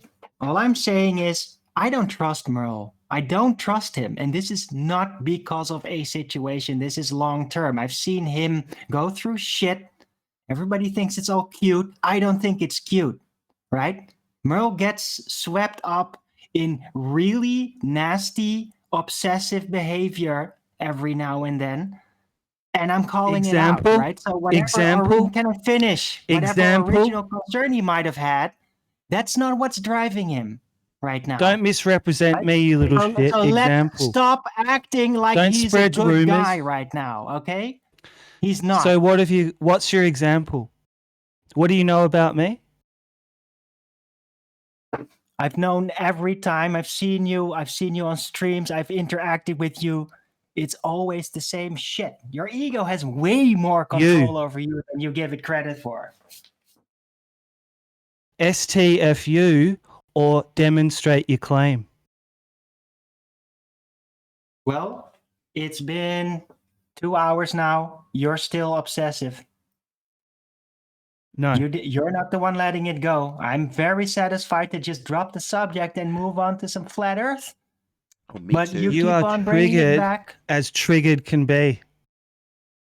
A rough day, Mel. Yeah, well, why don't you call me bald again? Right?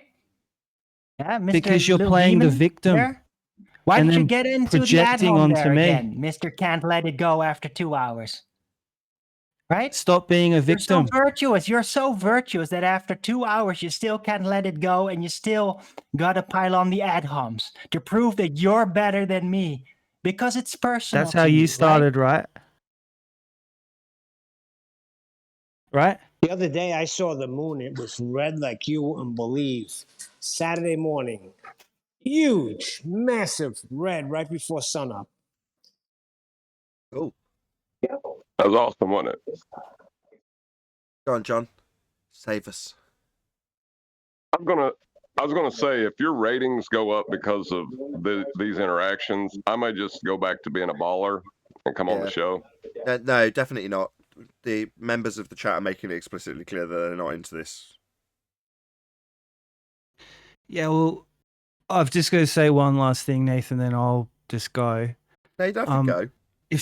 If somebody's going to say that they don't trust me and then they're going to slander me, I mean, yeah, you know, I've had some trying times like everybody has. As we can see today, he wasn't on top form. He's had some proper meltdowns, this guy. Proper meltdowns, but he's reflecting it onto me. Nathan, what's it gonna be? I've been solid. Nathan, what's it gonna be? What's what going to be? Either you kick him or I'm leaving. I can't help this, right? I can't help the internal infighting. Yeah, you can. I You can't. can kick him. You shouldn't put the Nathan in the middle, Arwen. I don't want to hear All right, his Arwen. whining, bitching the Arwen. rest of the I fucking can show. attempt to put a okay, Arwen. I can attempt to put a Arwen. stop to it though. Can we end it there, Merle? You've said your piece. Sure, mate. Thank you. Good. Yeah, I'd rather the internal. It's still flat Earth related, right? Because both of them at some stage were pointing out the flat Earth nature of each other's existence and whether or not they're trustworthy or worthy in the slightest.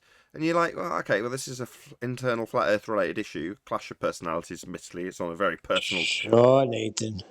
Well, I'll let it slide for a reason, Neil.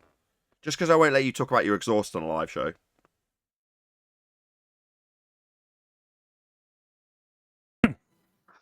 And out to Neil's exhaust. I'm exhausted. You know, every Arwen's always full of hot By the air. way, that thing cost me. By the way, that thing cost me $1,900. Right. You know- This is no different to Anthony and Bob. This is absolutely the same. There's no difference. No, at Internal least Anthony struggles. and Bob's got an on-topic disagreement. Yeah. And? every argument. Well, what's the on-topic disagreement here? Look, you're going to have to give me at I least a know. couple of minutes I'm a to Batman. find some positive spin to give you an My answer to that show has to question. be about my show now. About how much So there's no on-topic disagreement, so it's not like Anthony and Bob. Right, it isn't. It's called a false equivalence.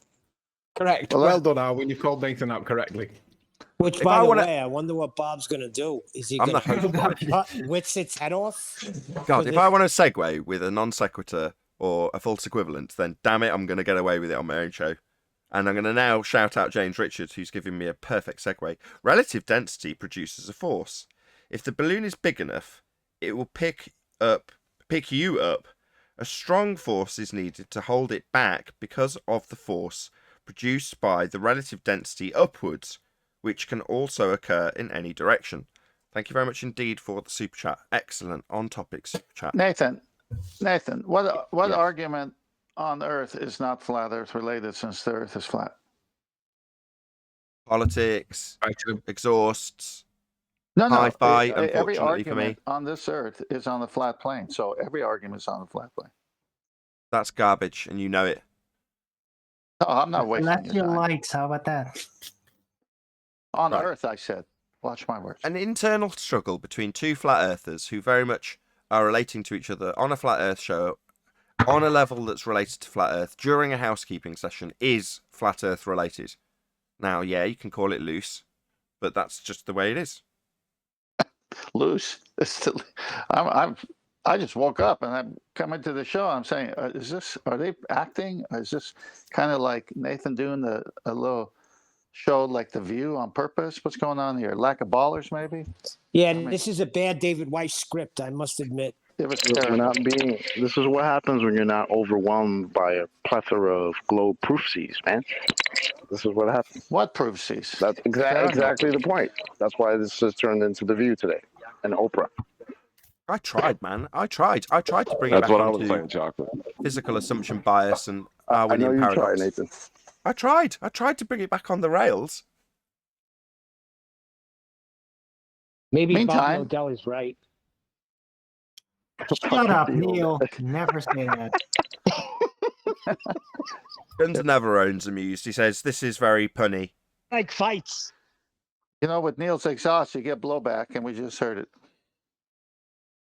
I don't know which is worse. This man always piping up. Oh God, I don't know which is worse: a string of puns on exhausts or an internal struggle between Good one, flat earthers. Chocolate. Well, they're both blowing smoke. Or Neil's breaking up Mike. Yeah, that's right. That's why they come here and wanted get to stop they Well, come here they're and get both putting converted. gas in Wait the a tank. second, I got a good one. Right, I want to hear Blow- Neil, blow 10th smoke. man, and Arwen all at once. Go. If you wanted to They're stop both blowing putting smoke. gas in the tank, They did it too.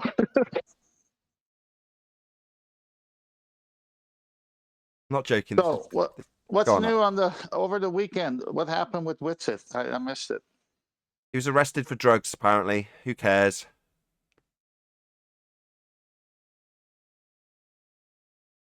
I was told marijuana is not a drug, it's a herb put here by God. What is he, a Rastafarian? I'm I just don't telling you know, what I but heard if you on could- 24/7 today. You can stop traffic in a hat. Lots of things are possible.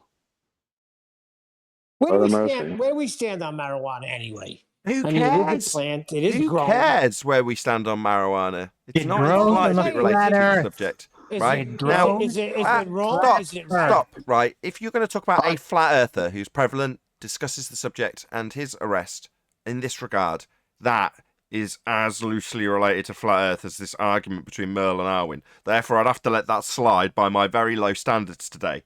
However, just the political position on a drug, I couldn't give a crap. I mean, I'm going to have to tick that box in the disclaimer now for bloody... for YouTube. And it's not like it's even slightly related to the subject.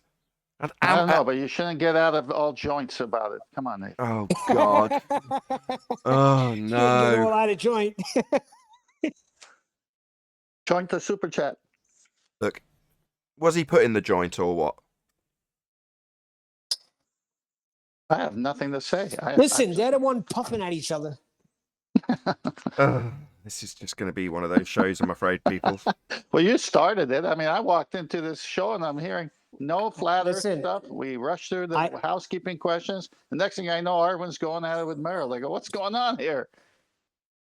Yeah, I just want to shout out to James Richards again. He says, I tried to change it up as well, Nathan. I was hoping you guys would talk about my previous super chat to get your thoughts on it. I absolutely thought that that would be the case. Sometimes, though, James Richards, you have to accept that if you're on the path of being the View for a day, there is nothing you can stop that train wreck from happening. Once it's off the rail, some of them you just cannot squeeze them back on again. This is one of those days. And I've had every bit of support from you in this regard, James. I cannot thank you enough. I've tried, you've tried, 10th Man's tried. But, you know, we've all failed here today. This has probably been one of the worst live shows I've done on this debate. I've got to be honest. It was all your fault, Nathan. Not all my fault. It is. I can't shirk the responsibility. It's my show. I'm about to protest. No, it's not my fault yet. It's... You let the wrong things ramble on for too long. I don't know. Maybe you just had a really relaxed weekend, which is a good thing, I guess. No. Okay, can we get off the? Can we? Get How off was the your Nathan, weekend? Can we get off the Nathan Springer show, please? Oh, we have to talk about nonsense again? No, I'm just asking, how was your weekend, Nathan? Just as I'm about to do the outro, my camera's gone wrong. So I'll figure that out while you have your small talk about the weekend, unless we don't have a camera. No, we're not going to have a camera. Keep it running, keep it running. No, I'm going to round out with my funny look on my face when I press that button. Check it out. Frozen. Completely. Anyway, with that, I'm going to say a huge, massive, enormous thank you to both Discord and G Plus panel for making today's after show possible. Oh, that's nice. I left Dude, it's only the end of the live show. Yeah, I've never heard it, so I left your mic open just so I could hear it happen. With that, I will say a huge, massive, enormous thank you to both Discord and G Plus panels for making today's live show possible. Of course, a massive thank you to all of you in the live audience for putting up with this absolutely god-awful edition of the View/Flat Earth debate. If you are watching on either Nathan Oakley 1980 or Nathan Oakley Premiering streams, however, stay tuned as there will be an after show to follow. I've been Nathan Oakley, and I'll see you all in the next video.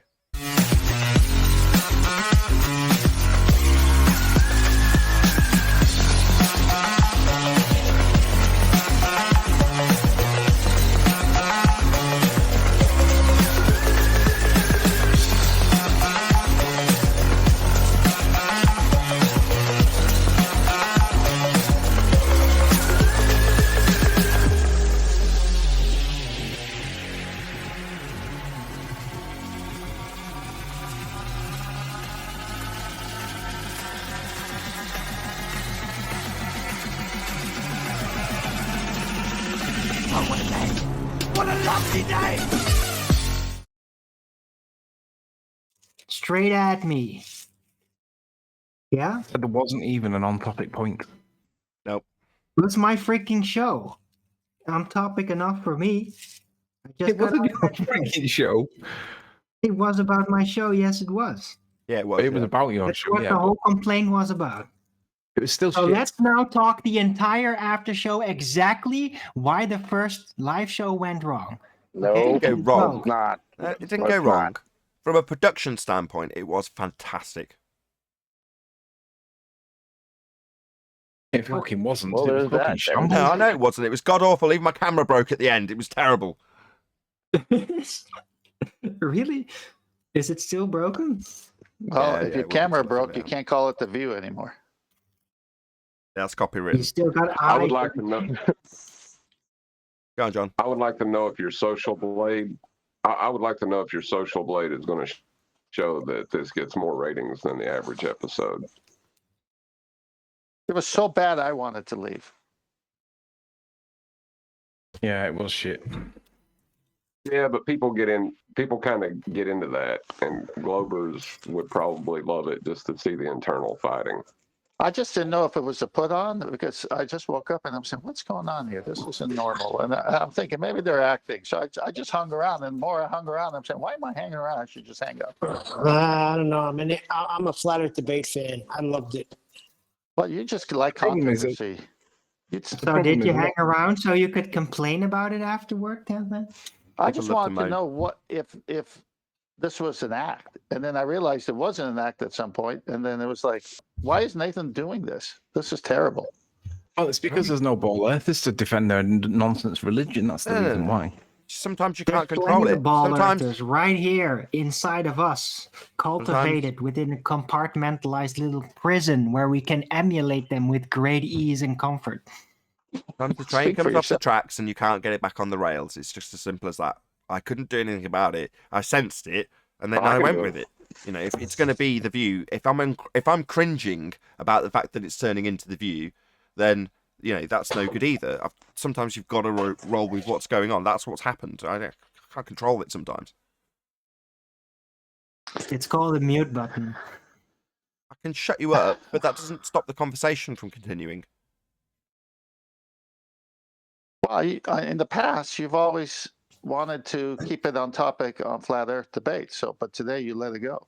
Yeah, well, sometimes you think there's going to be a segue in there. I keep saying I tried to segue it onto, we nearly got there when he was like, well, I've made things, I've produced things that are now prevalent in the community and are useful teaching tools. What have you got, Merle? I thought this could segue at this stage into useful discussions about what's been prevalent and a bit of a pissing competition, which I could have coped with. Instead of that, it was nothing but ad homs and, yeah, it was a bit crap. But sometimes you got to take the rough with the smooth. Not all shows are going to be epic. Whatever.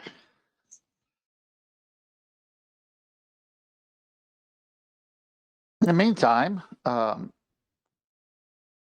scanned through JT Tolan's video on the aqueduct? Yeah, Anybody else watch that? we discussed it in the pre-show. I haven't watched it. Anthony's watched it halfway through. We don't know the conclusion, so if you can fill us in, that'd be very handy. Well, I came home late, and so I was falling asleep. I said, let me just scan through it because Flatjoy put it up, I think, and then kind of scanned through it. And I think what I found interesting was his past, his line of work at the beginning of the video, aerospace and all that. And then his journey to flat Earth was kind of covered there. And then towards the end about the aqueduct,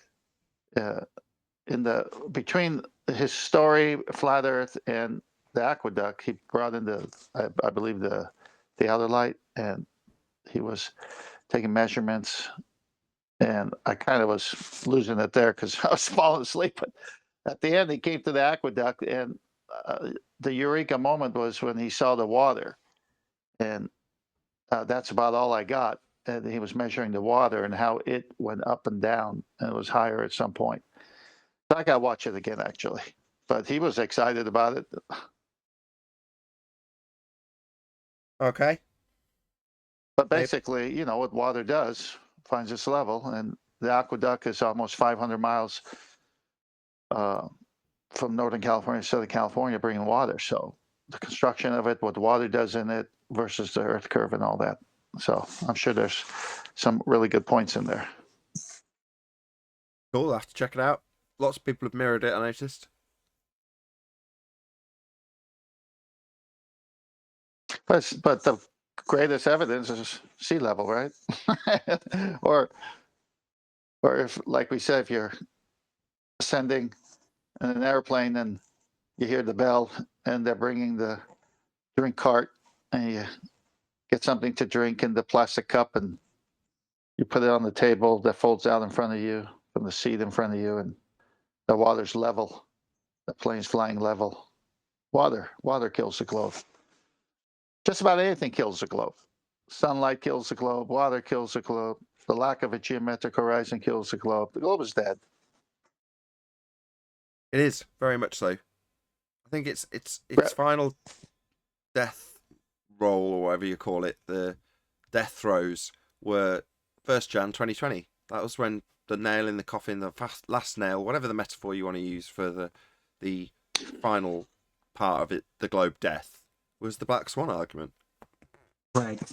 Well, it's the final stages of its migration into mythology, where it should remain forever. Yeah. When you leave it proven demonstrably wrong, then there's no going back. There's no blagging that you can derive it anymore. There's just a infeasible claim, if that's a word.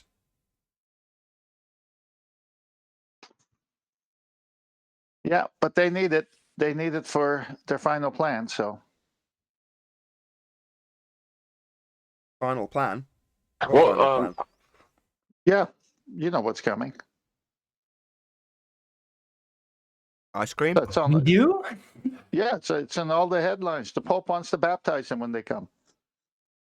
What? Aliens? Yeah, that's the trick. That's how they're going to try to resurrect it. With aliens? The tremendous sky show where people will just see, oh, they must be real. I mean, they're demons, but they're going to act like aliens. I think that plan has been kind of superseded for 20 years at least. But it was always an option. It's just that look at how badly the moon landing project, mind control from that era survived it. They probably just noticed like, wow, this is definitely not going to work once the time arrives to actually do that. So I think that they're just reabsorbing the technologies and planning other things much more dramatically, much more up close implants and shit. It's what they really want, I think. You're missing what they've been doing all along to prepare the next generation, which is so dumbed down that they'll accept anything. So the generation that knows the moon landing is fake and all that's a minimal generation at this point. You've got billions of people who have been dumbed down like no other. Just walk out and try to have a conversation with people. Like. I mean, they use the word like. Those people don't need a spectacle. They just need to stare at something or somebody telling them what to think and believe, and with the right code signal, so that they will flawlessly absorb it and make it their own and even forgot there was anything else. Right? Yeah, they don't need a convincing like spectacle for that. You forget what Henry Kissinger said at the Bilderberg Group.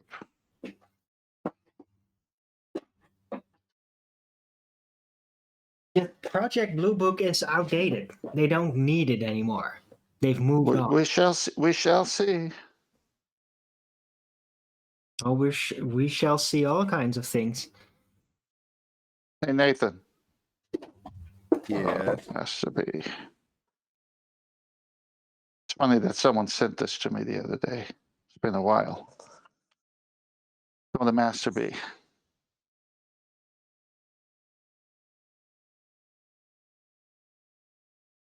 Plan.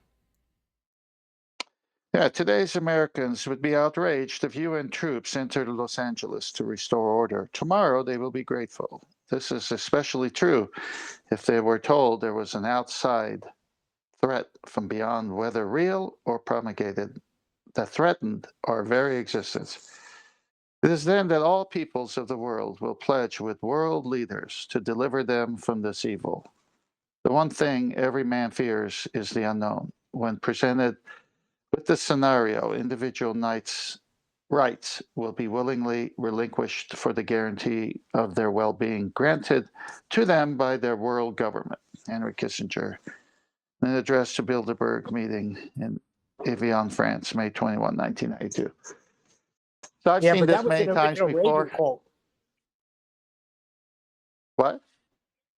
Sounds like he needs to get punched in the mouth.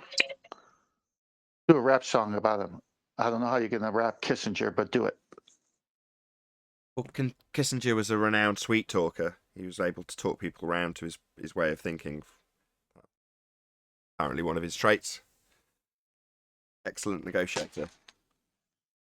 Detente.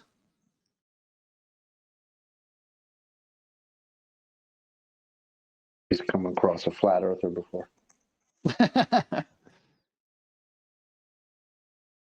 I was thinking about some black swan rebuttals for the ballers. I was going to throw some out there. Ace, you're going to toss him some bones? If you want to hear them. Go ahead. The geometry used in the black swan is not the geometry in which they claim. That's a useless non sequitur, because the radius 3959 is what they claim in their geometry. So it's just a nonsensical statement that isn't true. What kind of geometry did say it would make Al-Biruni sense. use? Hold on. I didn't say it would make sense. No, okay. I never said any of it would make sense. No. I just said some stuff. I realise they can that. try throwing I just back. don't want it left out there like you're actually debunking the black swan. So I'm going to address them as they come up, obviously. Well, I want to ask John a follow-up. So what kind of geometry at the time existed when they got the 3959, say Al-Biruni's time, or Eratosthenes' supposed time? It ain't got to make sense, Tenth. I'm just trying to help them out. I know that. I'm just trying to I help want you them to out a act little like a baller. You just reverted back to the flat earther and said it doesn't make sense. He's not offering the padding. He's not offering the padding for the argument, just the base argument. Yeah, it sounded like you had a list, John. Is there another one as well? Yep. The other part of that was that the black swan actually proves pseudo-Riemannian force space. Would be the next step to that argument. They're saying a non-physical, non-geometric refracted horizon proves the bending of geodesics in space-time. That's also completely non sequitur. But feel free to pad that out if you want to, or just leave it out there. No, because the curved line that they're going to draw in space-time would be a straight line. Non sequitur, but not bad. I'm throwing them out there. You know, they can run with them if they want to. So curved They line might be a hand grenade. Is curved line and straight line the same thing? No, not in their geometry either. But he's saying because he's got a bent geodesic in space time, that somehow translates into a donkey dick horizon. It doesn't. It's completely non sequitur. But nevertheless, it's something that's curving, that's asserted to be straight in an abstract mathematics of pseudo force space. And he's roughly transposing that onto a horizon they can't acquire because, as on screen, you need a straight line to get the tangent at C, to get that 90-degree angle to derive R from the dip angle that you're imagining when you stand on that top of that mountain, as Al-Biruni is claimed to have done. So you still need a straight line. The fact that they've got a donkey dick to it doesn't mean that you can suddenly utilise bending geodesics in space-time, but that's what he's doing, and I understand why. I'm more interested in him defining space-time, and is it a force? Who cares? We're talking about line of sight to something we cannot see. On screen, straight line to a physical geometric tangent point that used to claim to be blocking boats and buildings. That's Earth curve. It requires this geometry. That's what the geometry is asserting. That's what it is. And if you haven't got a straight line, using geodesics in space-time that are bent according to them in this reified maths doesn't help you with a non-visible location that used to block boats and buildings. It's non sequitur.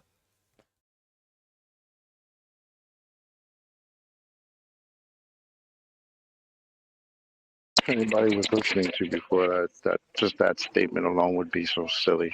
a line of sight to something we can't see. Imagine being that silly and thinking that's reality. Yeah, the line of sight to that which we can't see was what was described by Andrew Thomas Young when he's using a geometric tangent point to give him a value that he can bend the horizon into a non-physical location with the R value derived from the physical location. He's describing the paradox, and he describes it as having a line of sight to the line of the apparent horizon OG, which in their diagram, or his diagram, is the geometric horizon with a straight line tangent to it. Well, he's drawing a line of sight to that and then saying, but we can't see it. So it's a complete paradox.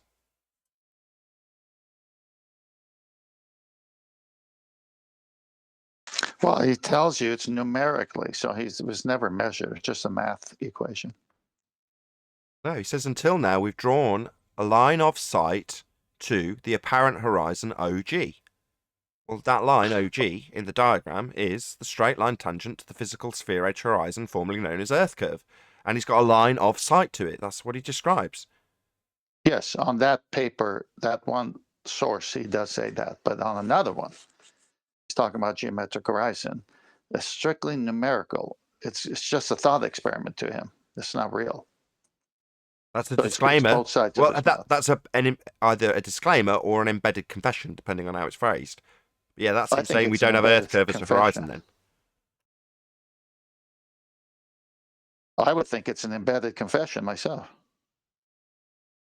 I'd have to look at it. Maybe. If he's declaring that he knows we don't have any of these physical tangent point horizons that are physically blocking stuff, only to claim that we're going to use them because we've got a line of sight to them, then maybe he understands the paradox and just explains it as an embedded confession when he details the fact that you haven't got it, it only exists in the maths, which is a declaration that Earth curve only exists in maths.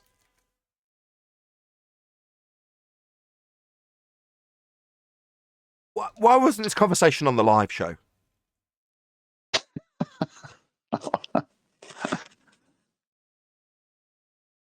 Let's see if I can find it for you. Give me a few minutes.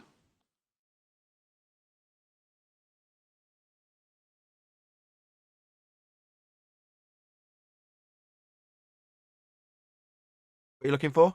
Why have we got dead air? Well, I'm going to try to find that phrase he uses numerically and get the context. So let me see if I can find it. 28 people here. Dead air.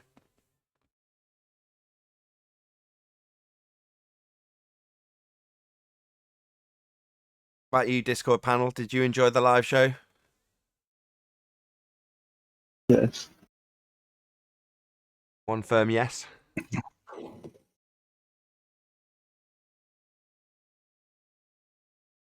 That's a lot of I enjoyed no's. it, Nathan.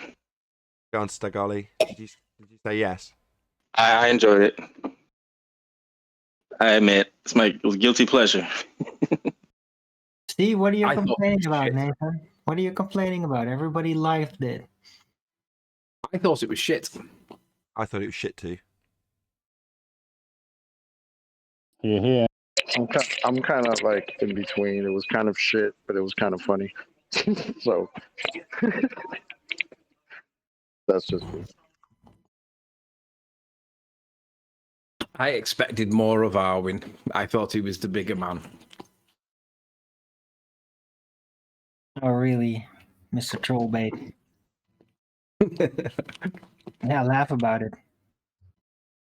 I thought you'd rise above it. I honestly did.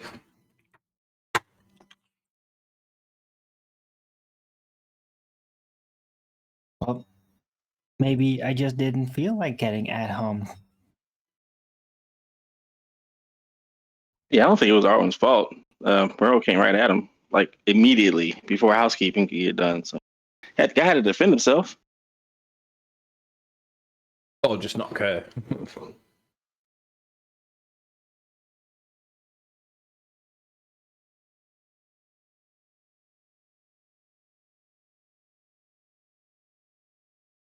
The other bit of positive spin I can put on it is, this is a journey that people are witnessing, and this is part of that journey.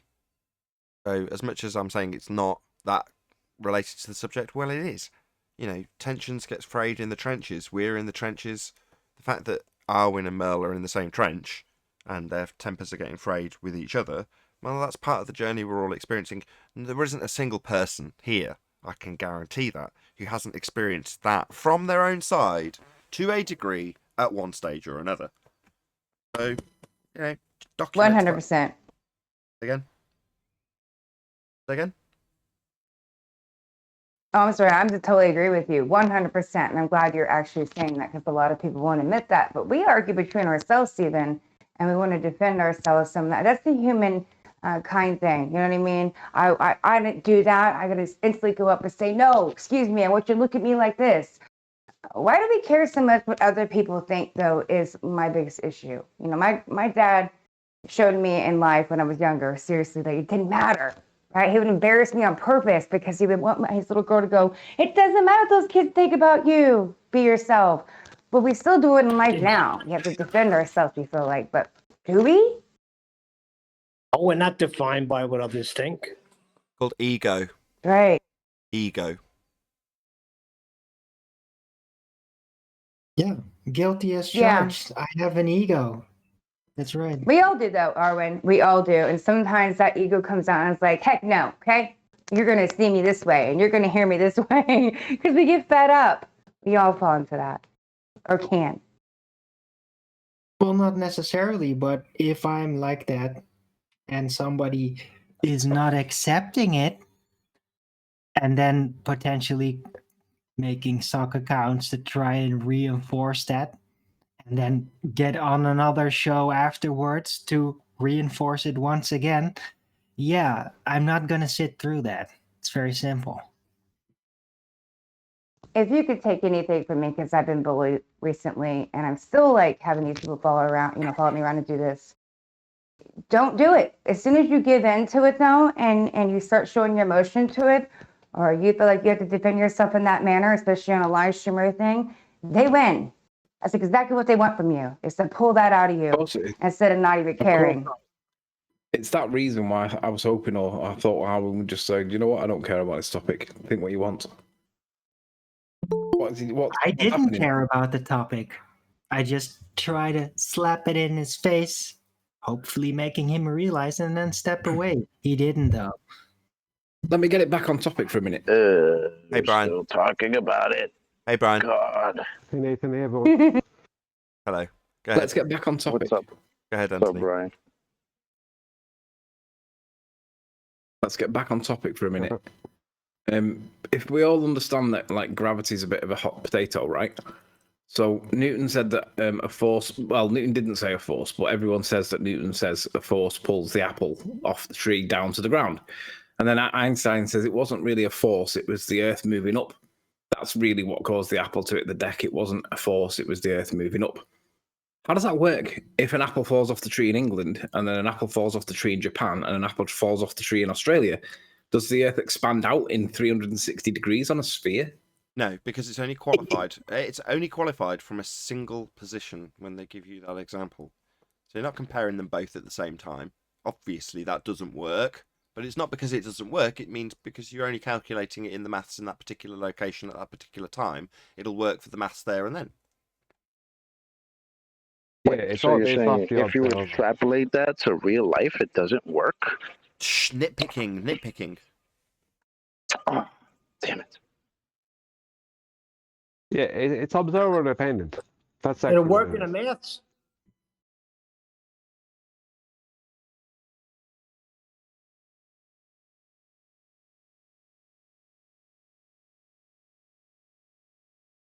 I mean, any of the Globers got science for that? I mean, that's what your man Einstein is saying, right? The Earth is moving up to meet the apple while the apple's just hanging out doing nothing. That's your man Einstein, bro. What's going on?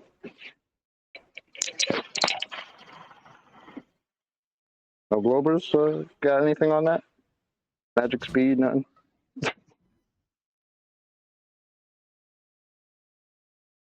As it turns out,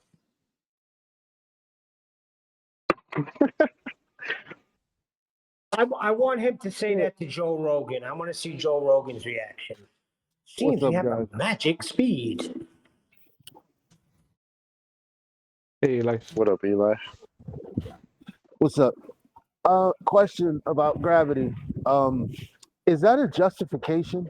Like if you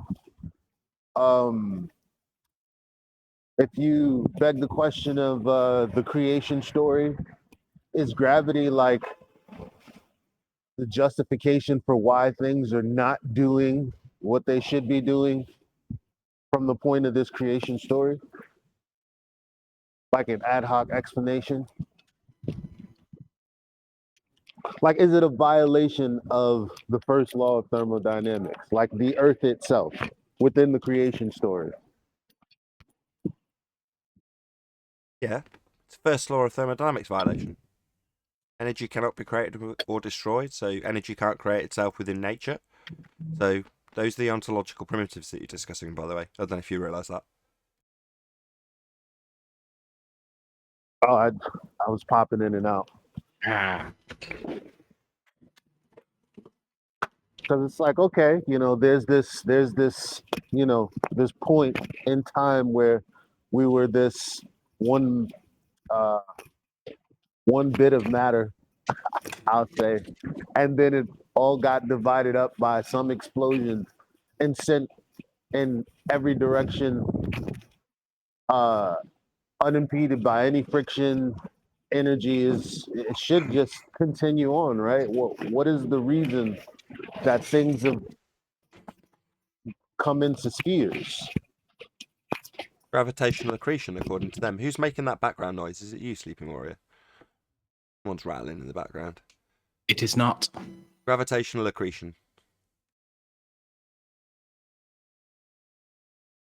In other words, it happens because they tell you it happens.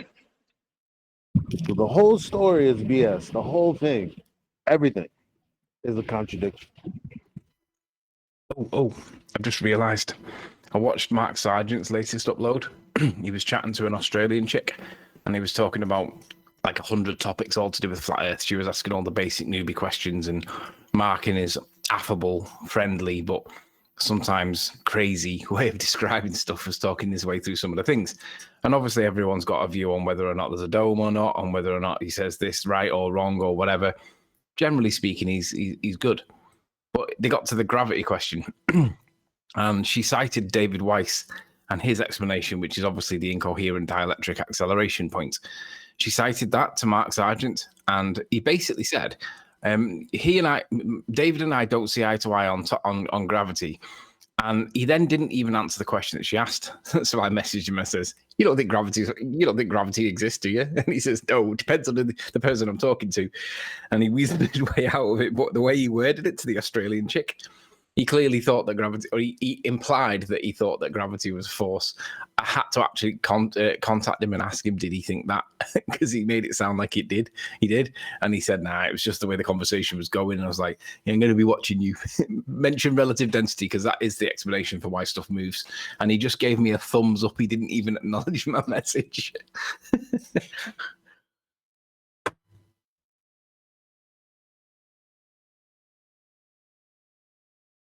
Yeah, it's a bit of a quandary, I think, for the Globusters, Mark Sargent and that side, because obviously most of them are on the dielectric side of things, but then you have the likes of Jerome Campanella and I'd say Mark Sargent too, who can't really deny the relative density, so it's a rock and a hard place. It's going to be a bone of contention between them, I'd say. Is David Weiss now saying gravity is actually incoherent dielectric acceleration? Yeah. Yeah, he's a bit bob on that one. What are you Yeah. surprised? David? Never mind. When I heard him for years run around telling people gravity doesn't exist. So weird. Well, remember, anyone who, he has a model, and it just seems like they will all hit a point where they have to justify this model somehow. That's why models are I can't pseudoscience. say he asserts He a has model. a flat I Earth can't clock. say What are you talking about? That's him. Yeah, I know. I have that too. But does he assert that that's the model? I don't think I've heard him say that.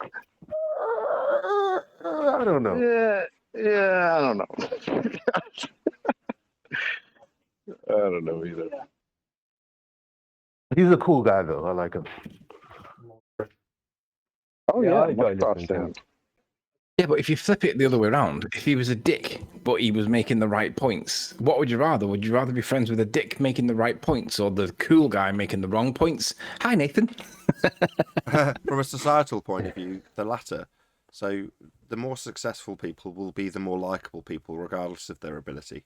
So if you've got two people that have got equal ability and one is more friendly and likable, they will do better. Likewise, if you've got somebody that's got a greater ability versus somebody with a lesser ability, but they're more likable to work with, then they'll be successful. I've got that information from a guy who was talking about sound engineers, and he was talking about sound engineers that work into their 50s and 60s and sometimes beyond. And he was started off by detailing that they don't list their age because people will assume that their hearing's poor. However, the successful sound engineers aren't necessarily the ones that are producing the best music. That's not to say the ones that are still in business and doing well aren't producing good music, but the people who potentially could be argued had better talent in terms of their mixing ability fade away because they're not as much fun to work with. And the people who hang around are the people who are a lot of fun to be around.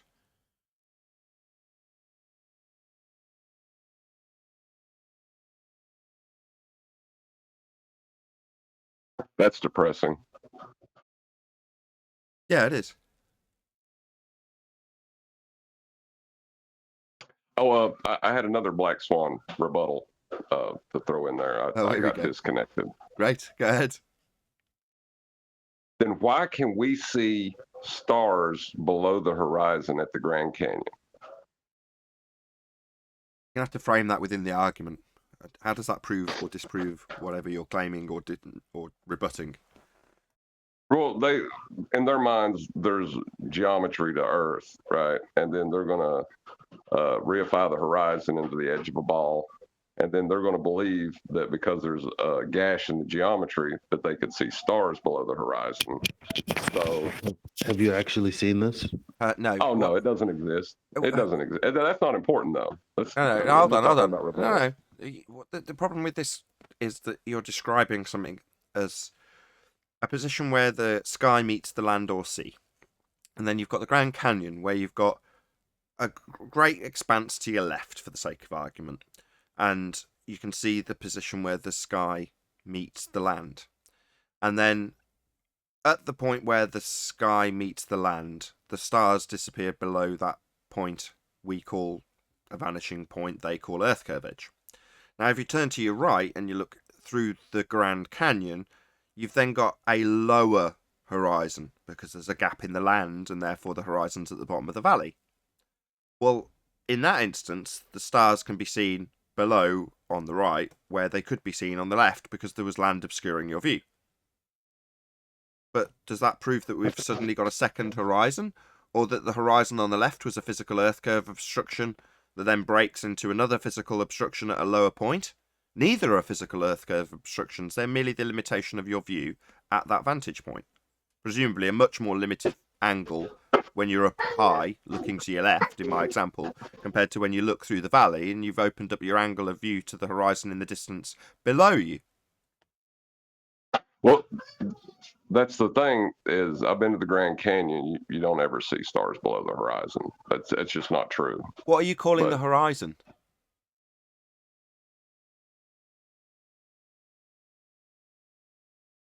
If I was to stand on the edge of the Grand Canyon, now I've flown over the Grand Canyon, I've never actually been there, but as you look over the Grand Canyon, if you stood on the edge, to my left is a high horizon, and to my right is a low horizon in the valley. Now, I would expect the lights in the sky to continue down through my lower vantage point, because it wouldn't matter if I was at the top of a mountain and both left and right had everything dropping away with me with a nice wide angle to what's below and the horizon out in the distance at the point where the angular resolution limit is too small for me to see with merely my eyeballs. But I wouldn't expect the position that's 90 degrees to the top of that mountain top to be what I'd arbitrarily assign as a celestial horizon. I would expect the stars to extend all the way down till the limits of my view. And likewise, I would expect the horizon to be lower in the valley, and therefore the stars do meet the horizon when they vanish from view. I wouldn't expect them to disappear at a line that carries on in above the valley, along the line of the land either side. I wouldn't expect that to be the point where the stars disappeared. I'd still expect them to disappear below the horizon in the valley. Are you saying they don't? Well, I mean, no. All you see is a gash in the land. You know, that's all it is. The horizon's still the horizon. So you're saying you can't get a vantage point where you're looking down the mouth of the valley to the point where there's a horizon at the end of it? There's no wide enough part. It snakes too much.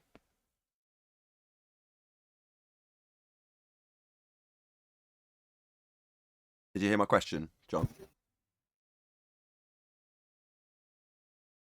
Top of a mountain. Lost his sound for some reason. I can't hear you anymore, John. Someone else in G Plus just say something to make sure I haven't got a G Plus crashed. Oh no, it's my Yep. Yeah, it's fine. Mic Thanks, check. Eli. What? Thanks, Eli. I think we just lost John. No.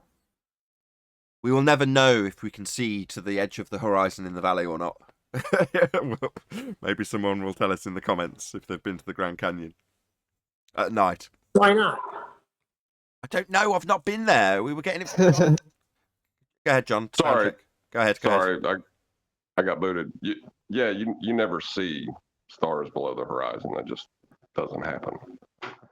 Now, you're always going to see land past the Grand Canyon. Like, you're never going to be looking off into a void. I see. So there is no what I've described as like a V between the land where you see a horizon between it. It's just you see the edge of the land, you see the other side of the valley, you can look down into it, but all you see to the periphery is the edge of some ravine and then the bottom of the valley, but you don't see a horizon in between those two things. You just see the horizon on the other side of the land on the opposite side of the canyon. So therefore there is no second lower horizon in between those two, the gash in the land, if you will. Right, but that wasn't important to my argument. I just thought a baller would come in and assert it, because in their mind, because they have geometry and this thing is a gash in the geometry, they could say the stars are below the horizon, and then they would believe that was true. But I think it would be true if indeed you could see far enough down the valley where you would get a second horizon that was lower than the one on the land that you're standing. So if you went into a bit of the canyon where it was jutting out enough so you could look down the mouth of it to the point where it developed a horizon and the stars could breach it, I would expect the horizon to be that lower horizon, and therefore that would be the point where the stars disappeared. But from your vantage point when you've been there, you're saying you can't get that particular position, and without going there myself, I can't walk in the length of it, which is enormous, to find a position where you could get that vantage point. But I'll take your word for it. What I was saying is at 1.2 miles, the horizon, the geometric horizon should, the Grand Canyon would still be massive at that point. You know what I'm saying? No, I understand your point. I fully understand. Okay. But if there's a gash in the geometry, you should just be looking at stars that shouldn't be observable. Right. On a side note, I've flown over the Grand Canyon before. There was no angle to what that supposed impact crater. So whatever hit it obviously was going at the magic speed. Thank you. It is spectacular from the air. You not agree, Chocolate?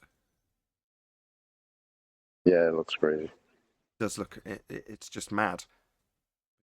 Most of the features are small when you're looking down from a high altitude. Yeah, you can make out certain features if you've got a clear enough day, but on the whole, there's no really visually obvious stuff going on. And then you get to the Grand Canyon, and you're like, wow, really make it out. Yeah, you're like, there's a big hole in the ground. It looks crazy. Right. It's visually spectacular. All right, I have some more, but my phone I'm having a lot of technical difficulties with it. I'll try it tomorrow. Chocolate, there's a lot of stuff like that. I say it's one of the things, and you can't make out DLs, but there is lots of things that you see from the air that are spectacular. Being in the air is spectacular. Oh, everything is spectacular from the air. Yeah, indeed. Just looking at, that's why I'm like a 5-year-old kid with my head right at the window every time I fly. Yeah, same here. Spectacular for me. I know I've said it before, but it amazes me every time that there's so many people on there getting drunk, watching a back headrest TV that's horrendous, listening to garbage music that can't be heard over the 120 decibels of the engines. You know, what is there actually up there that keep you entertained the whole time? Well, the window, the tiny little crappy window that they give you. Well, that's what makes it spectacular. Just look out the window.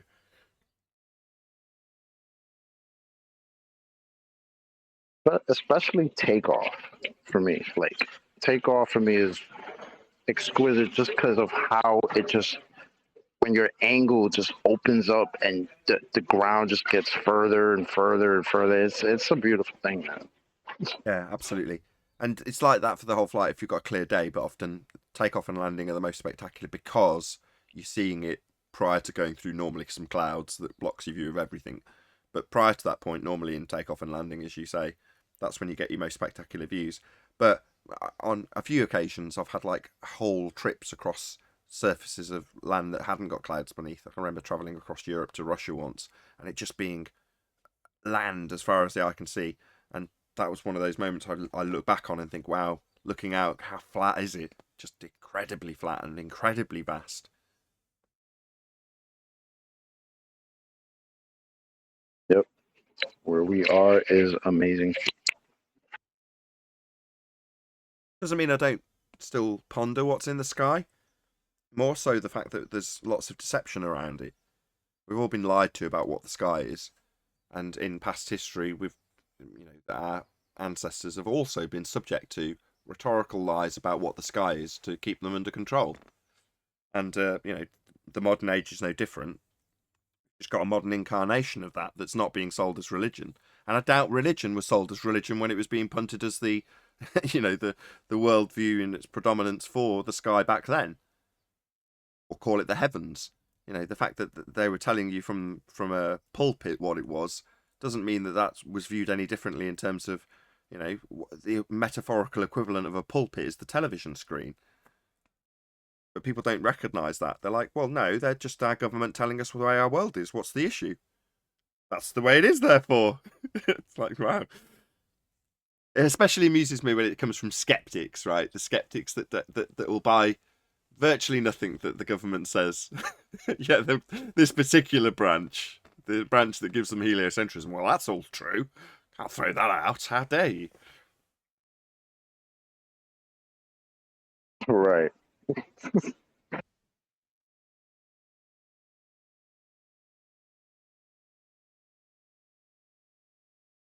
Just amazing how many people have just absolutely given up their own authority and their own senses to this nonsensical reality that's been placed inside their heads. It's just They really did a crazy. good job, Chocolate. People want to be told. They want to follow. They want to be told. They see that as being an easier route. Not having to assess these things for their validity, being told that they're valid, so they don't have to concern themselves. I think a lot of people favour that. Which is why, in many ways, a lot of what we do here in that regard, trying to wake people up to the exquisite world that you can not understand, most people, well, that's terrifying. They don't want that. That's why they demand answers of us when they find out that part of our argument doesn't jive with their current worldview. Well, what is the sky then? Well, I don't know. Well, that's outrageous. No, just terrifying for you. Because you used to have an explanation for it and now you don't. So you're going to demand one of me? No, I'm afraid not. I don't have one. Now, I'm at peace with that and you're not. Tough luck. Exactly. Tell him I sleep like a baby. You're the one who seems very stressed out because I told you that the floor is not a ball that's going somewhere and stuff. So why are you stressed out? I'm thinking it's pride. Because they're like, how did I not catch this? Like, their intelligence may get in their way. Yeah, it's back to ego. Exactly, Neil. They thought they were learning something when they were gathering and regurgitating a rhetoric about their heavens. Say again, Neil? Or maybe not.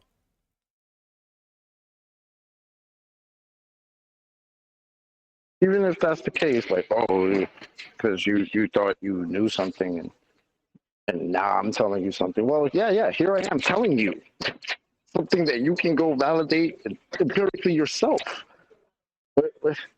What is this? If I thought I was special, why would I tell you? Would I just keep it to myself and be like over here, like whispering, ha ha ha, I'm so special because I know this? Or am I running around risking insult and embarrassment because why? Because I'm telling you something that you can go and check yourself? That's ridiculous. Here I am sharing that with you. Why would you give me the, oh, you think you're special? No. Not really. I'm sitting here just like you, experiencing the earth just like you. It's insane. Yeah, but you don't have all the answers that were wrapped up in the paradigm that they had previously. So where their previous paradigm could explain how the sky is blue, you can't. You can disprove how their claim falls on its arse in terms of the distances to a heliocentric sun and how we haven't got a sky vacuum or earth curve. But upon finding that out, they go, well, I haven't got an explanation for a lot of things that I previously had thought were taught to me or I had educated myself in. And that comes back to ego and pride. They were under the misapprehension that they had learnt something that was of use and value that they could reiterate to somebody who doesn't understand it. But they're now left in a position of ignorance. And the person that's leaving them in that position of ignorance hasn't got any other answers to offer. You know, that could leave them, well, we know, that does frustrate people. When half the time they didn't know the answers themselves. But now they're stressed out about it. So it seems like they're not interested in knowing the answer. They're just interested in knowing that there's an answer out there if they need it. Spot on. Spot on.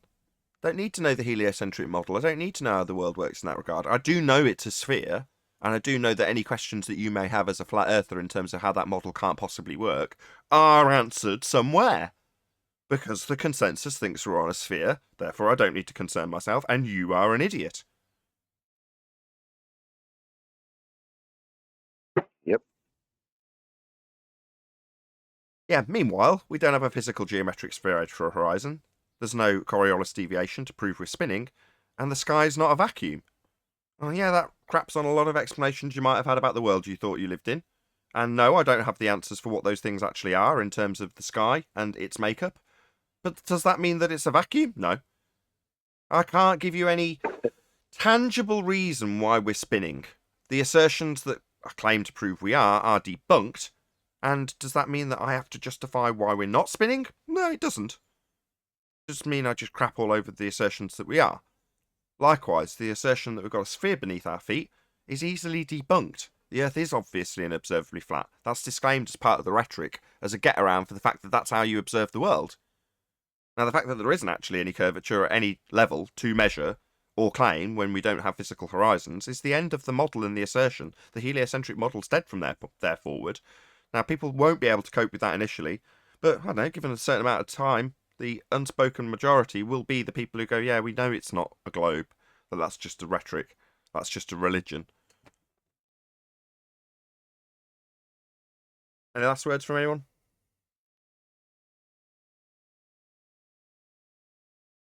Yeah.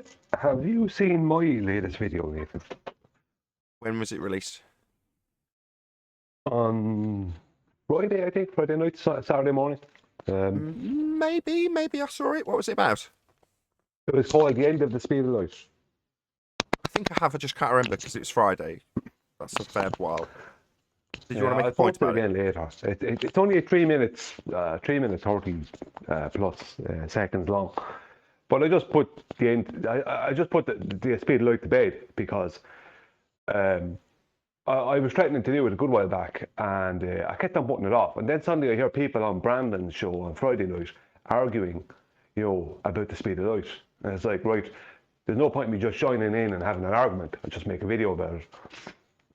But it's one of these videos where I keep getting told by people, that is not how we measure the speed of light.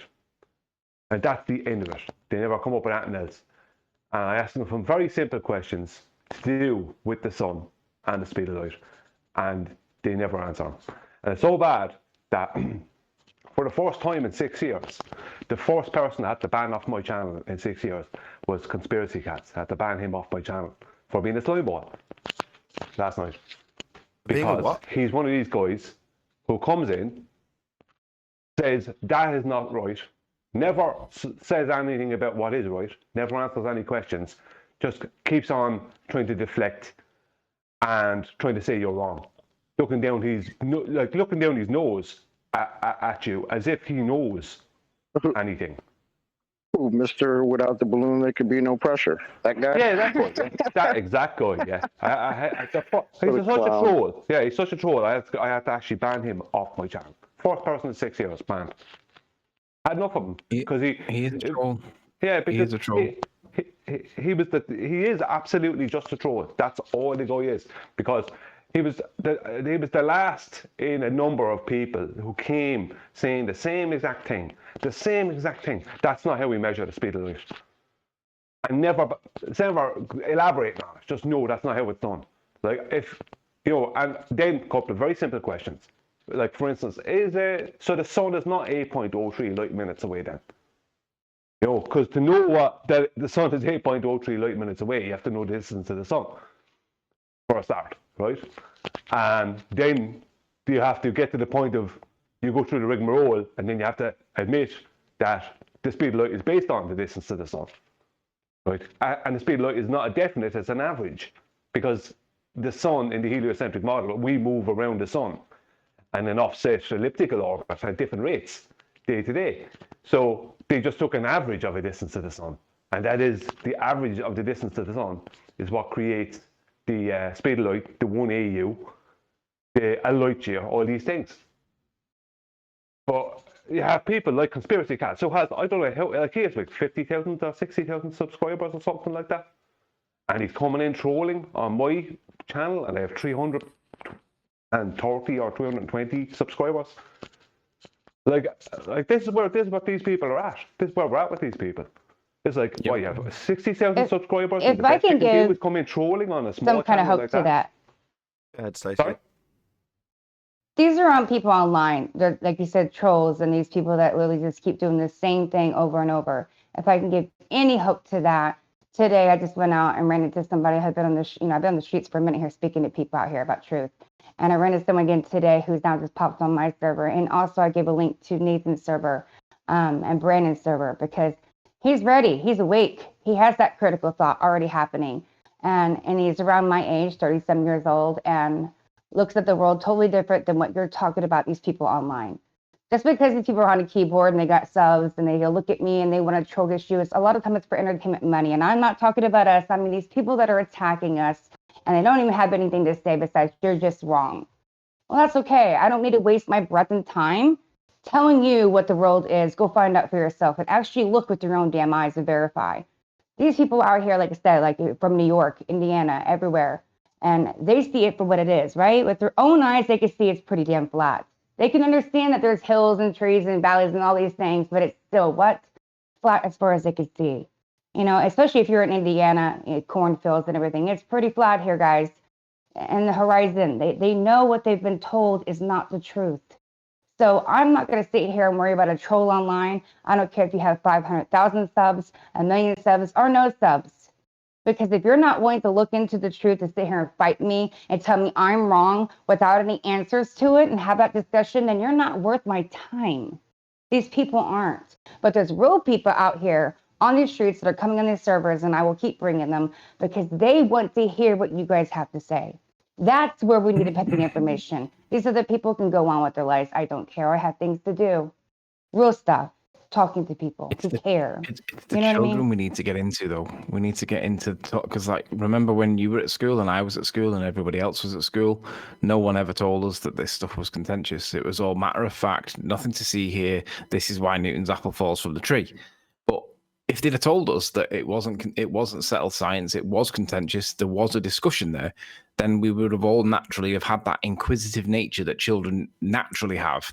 We would have all applied that and said, hang on a minute, so there's somebody else out there that argues that the earth accelerates up to the apple? What a moron. And that conversation can't take place because they don't get told that it's contentious. So we've got to find a way into the children. That's how we've got to get to them to change anything. That's the best part, right? Because the first time they hear that, it's associated with flat Earth. Meanwhile, that's their bullshit. Correct. It's so true. That's their bullshit.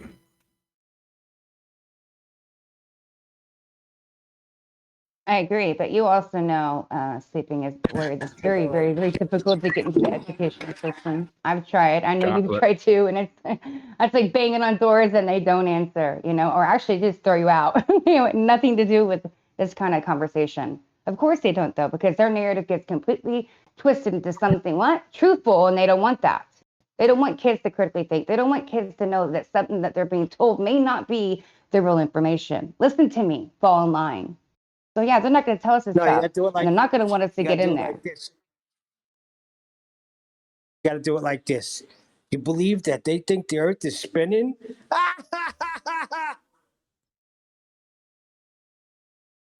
No. Well, nah, mate. Right? Isn't that they thought flat Earth was a lie, like a joke, right? So let's just reverse it. Neil has got a good point.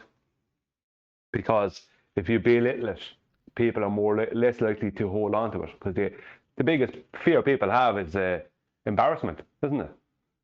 They want to be the shame of holding on to something that other people ridicule as a joke. Well, there's more fear of public speaking than death because, I guess embarrassment goes with it. Hello, Stacy. Hi, sweetheart. Isn't that what school teaches you, though, right? We all get embarrassed. You get picked on. You have your cliques, and you don't want to stand out from the rest, right? Because you get made fun of for that. Well, that's what they teach you in life, not to have your own opinion. Be like everyone else, because if you're not and you're like yourself, there's something wrong with you. You're weird. No, it's the opposite. But that's what they teach you in school, and everybody's walking around embarrassed or worried about what someone else thinks. Well, the biggest problem is that we don't have to run around teaching people about flat Earth, quote unquote, right? All we have to do is educate people on what the globe is, because they think, oh my God, it's so big. Why would I ever see it? Oh my God, like why it's so big. Why would I ever feel it moving? Like no. We talk to them about the geometric limitations, and if they've ever been to a beach, like they'll instantly get it. It's like, what? That's what they're saying? That's normally what I hear from people. That's what that means? Show me. And then you show them a source or something, and they're like, oh my God, that's insane. This can't be right. Those are but open. It is. Did anyone tell any of you about it, or did you come to it yourselves? I just I was told about it in church, really young, 7 and 8. My pastor was very focused on the certain things about the firmament and all that. I believed it, but I didn't know it until I was 37. So you can believe something for a very, very long time, but with the knowing, I didn't have the verification. I wasn't even focused on the model. I didn't understand the circumference because they don't want you worried about that. As soon as you get out of high school, you go on college, whatever you're going to do, you completely just throw the whole model out the window. You don't think about that anymore. You don't remember how big it is or any of that stuff. They teach you to real quick, even if they do, and you move on. And don't worry, right? You have to make little planets in school, and these little models, and everybody's like, oh, this is neat, right? Space is amazing. Space is real, the way they tell you it is. No, So but then you forget about it. None of your schools showed y'all how to prove any of that stuff? Well, kids don't seem to come naturally to it. It's an introduced concept. I mean, when they introduced flat Earth to you, and they introduced the globe to you, so it's like they didn't teach you how to discern those with reality. When did they introduce both to us? I don't remember them introducing both. Thank I you. remember Okay, well, the molten iron core in my and the Earth school, cut I'm sorry, go ahead. open, like a gobstopper with layers. I remember stuff like that. I don't remember anything about flat Earth other than them saying people thought the Earth was flat, but then and they thought they would fall off the Earth, but it's actually not flat. It's a globe. Yeah, see, in my school they taught us both of them, and then they showed us why one was chosen over the other. They didn't just tell us to believe one. And why was one wasn't chosen over the other one? Hold on. I went to Dallas. Hold on. Just one second, Brian. Hello. Do you know that's called a false dichotomy fallacy, though, Virus? So it's wrong for them to teach you both? What, both? They never taught both. Hello, can I just answer him? They taught. I'm telling you, they taught me both. I'm telling you, they taught me both in school. God. Hello? Even if they did or didn't, it's a false dichotomy fallacy. Do you understand that? It wasn't a debate, though. I don't understand why you even bring a fallacy up into False dichotomy fallacy. Do you know what that is? Yes, but this was the same thing. Why would you bring that up if it's not a debate, though? We're just like, it was just a discussion at the time, and they were showing us the difference between the two. Between the two false paradigms, neither of which are translatable in reality because they're both models. Yeah, it's a false dichotomy fallacy, even if it's true. Now, the people on the panel that are saying I wasn't taught the other side, I was just told it was stupid and that boats fell off a pizza pie, and therefore we know it's a sphere because a man circumnavigated, all words to that effect. Well, regardless of whether or not they told you about the flat earth paradigm and the globe earth paradigm and told you that the globe earth is more valid, it's still a false dichotomy fallacy. We don't live on a model, regardless of whether or not they assert it's flat and a globe and whether or not one is more valid than the other. We don't live on a model. It's a false dichotomy. But isn't that common sense? We don't live on a model. That's blatantly common sense.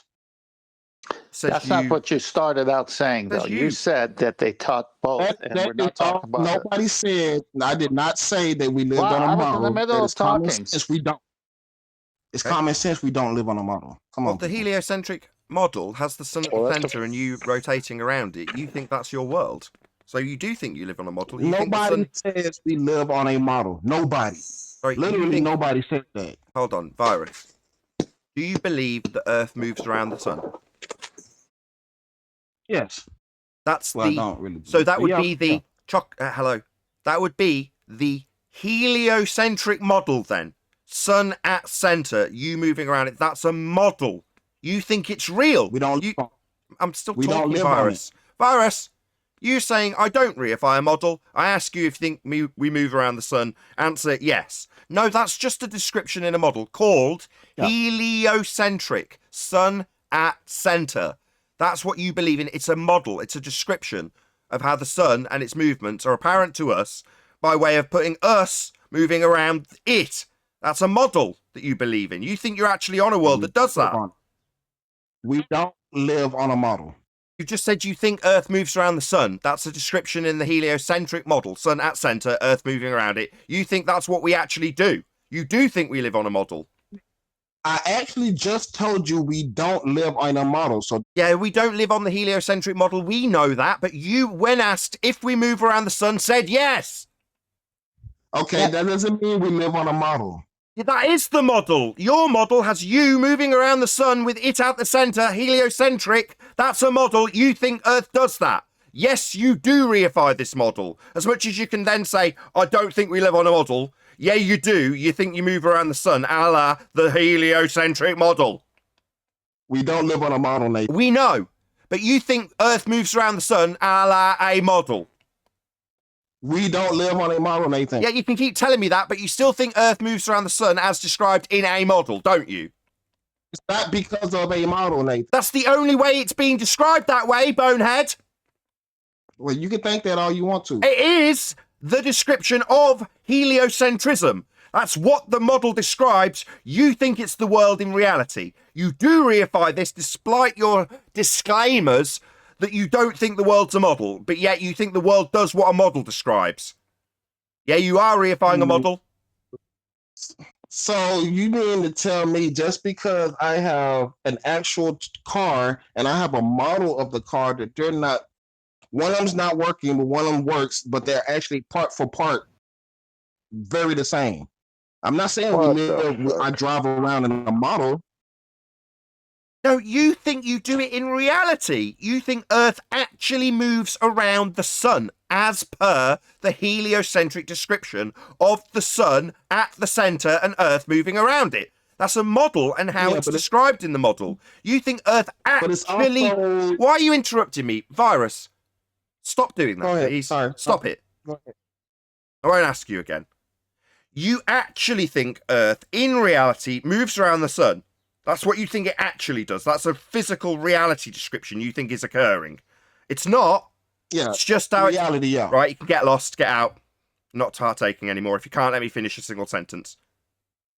Last chance for me to get through to this bonehead that he's describing in actual reality, Earth as a rock moving around the sun. That's not what actually occurs in reality at all. But that's how it's described in a model you think is real. Maybe somebody should clip out him saying, "Oh, we don't live on a model. We don't live on a model." So that one of these clowns comes in here. Where's your model? So we can play that for him. Yeah, we don't live on a model. Yeah, thanks, Virus. That doesn't Appreciate mean that. Okay, how did you, Chocolate? How did you take that as you shouldn't have a model that we don't live on? Those are two totally different things. Did I say you shouldn't have a model? Did I say that? I don't remember saying that. It's gonna play that for people who say, "Where's your model?" I said cut out. I said cut out what you said and play that for the people who ask us, "Where's your model?" I've been told for 6 years. Oh, you don't have a model. You have a model. And that's my exact response. I don't live on a fucking model, so I don't need one, do I? But you guys assert that we live on a model, don't you? That's not answering their question, Chocolate. No, it is answering your question. I could tell you right now, every baller in chat and text, stop talking. Every baller in chat, in any response says, "Show me your flat Earth model." You don't have one. What are they insinuating when they talk that way? Okay, but still, playing we answer don't it, live on a not model is still. not an answer to that question, 10th. Answer the question. Can I directly ask that when you addressed get to a second? Sorry. Virus, you just mad because I'm going to use you as a citation. Listen, I don't live on a model. but Thank you. I appreciate that. I'm Said by a saying it doesn't Glober answer named the question. Akumu Virus. It You have a doesn't answer problem the with that question. now? Still, it doesn't answer the question. What? Do you have a problem with me asserting that we don't live on a model, just like you did? No, I It sounds like now that's a problem. No, he only has a problem when we point out that his assertion is that we are, in reality, as described in the heliocentric model, therefore guilty of reification. But he doesn't like that. What? Y'all are totally wrong about any kind of way of thinking that's coming from this side. I asked you if you think Earth moves around the sun. You said yes. Well, no. The sun moves above my head. That's apparent in terms of my view of what the sun does. A description of how that could be occurring is described in the heliocentric model as Earth moving around it.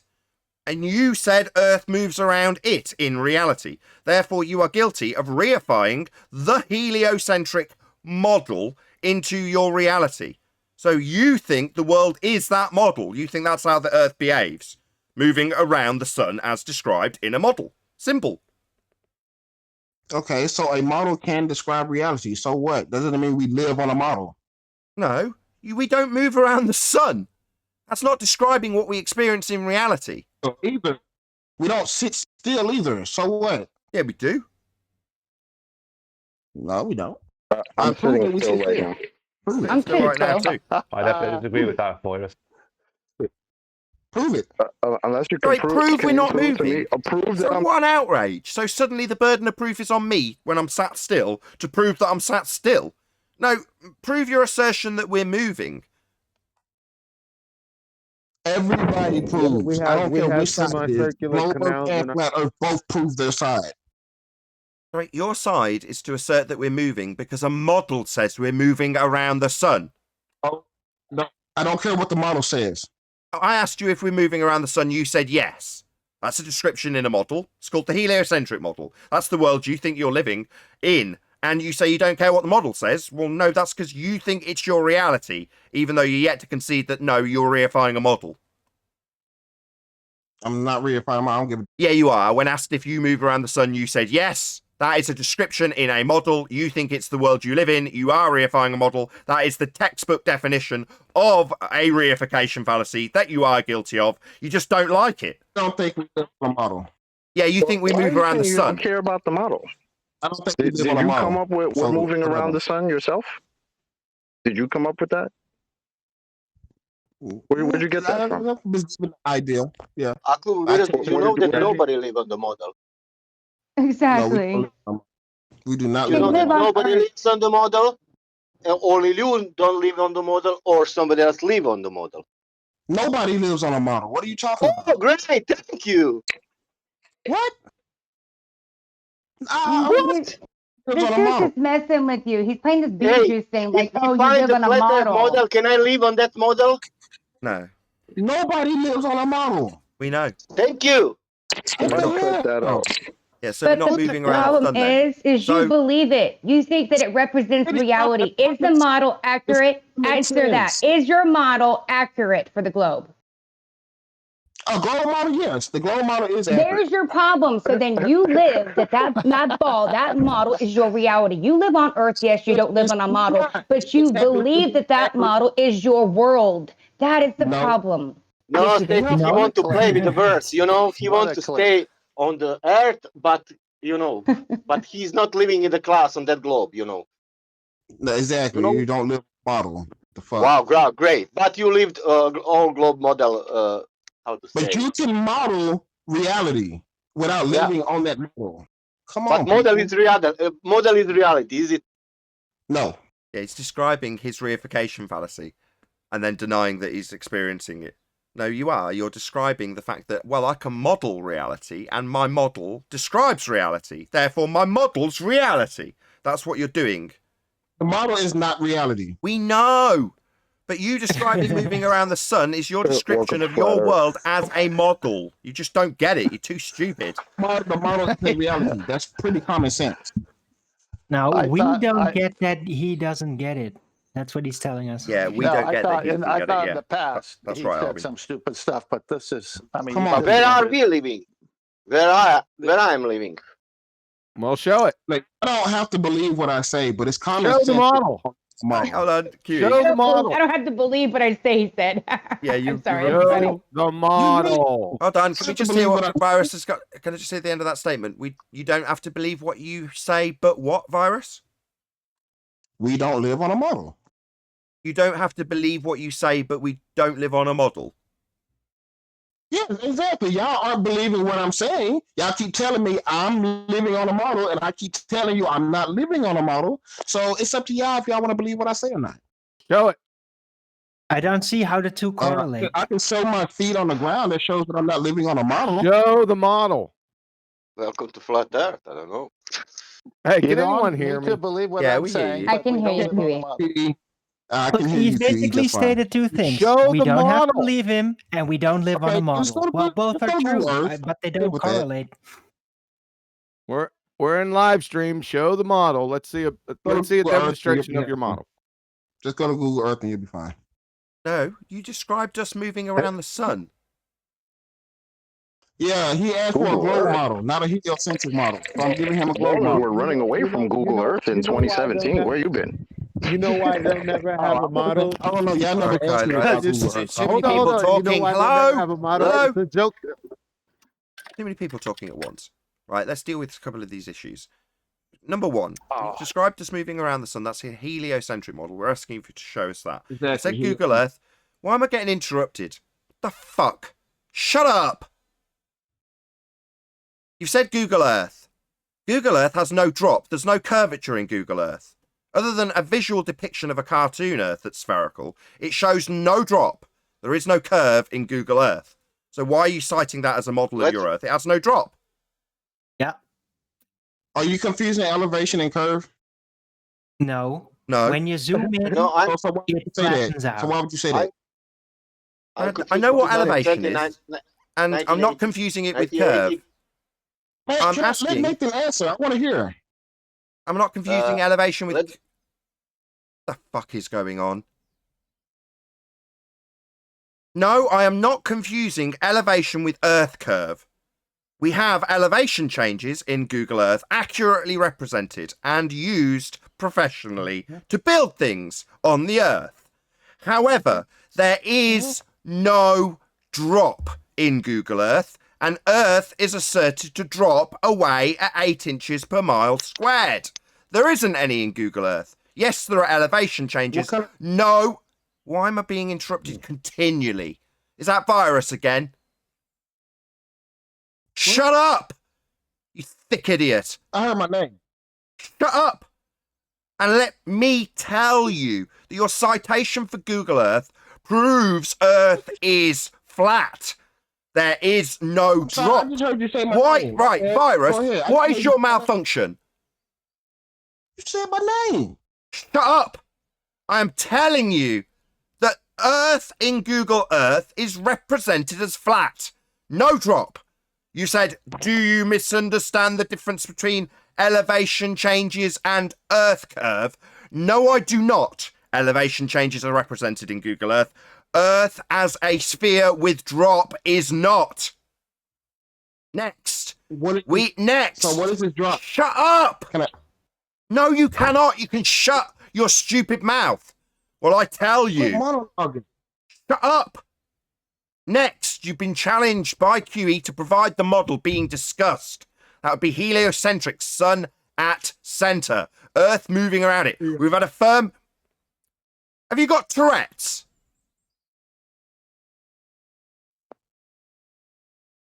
Go on mute, shut your mouth, and listen to what I'm telling you. You've been challenged to provide the model being discussed. That's heliocentric, sun at center, Earth moving around it. I asked, does Earth move around the sun? You said yes. That's based on a model you deny and say we don't live on model. That's the only place that assertion has come from, and you have been asked to provide it by QE. Now, we've dealt with Google Earth, definitely not demonstrating Earth as a sphere, flat, no drop. Now we want the model you're claiming, which you reify. That would be heliocentric. Do you have it? He asked for a globe model. I gave you a globe model. Be happy with it. You've given me a flat Earth model. It has no drop. Do you have a heliocentric model to provide? You a globe model. It's not a flat Earth model. Deal with it. It doesn't have drop. It demonstrates the Earth as flat, measurably flat, no drop. Only elevation changes in the topography. No Earth curve. You don't have to like it, or you're just going to hand wave it. Also, it's not heliocentric. You kept interrupting the 2 points that are on the table amongst fuzz because you're fundy muting everyone and interrupting continually. I'm tired of it. There's 2 points. You've been asked for a model. You presented Google Earth. Flat. No drop. Measuring Earth as flat. Doesn't matter how far you extend the elevation profiles, there is no drop. No Earth curve in Google Earth. Definitely not demonstrating measurable curvature. The only representation in Google Earth that could even be considered as spherical is the cartoon when you zoom out that they do not give you measurements of. In fact, if you draw out an elevation profile and zoom out, it'll show the elevation profile curving and the measurements flat. So the measurements are flat, not a citation for a heliocentric sun at center model. Do you have that or not? Why would you use an elevation profile for a curve?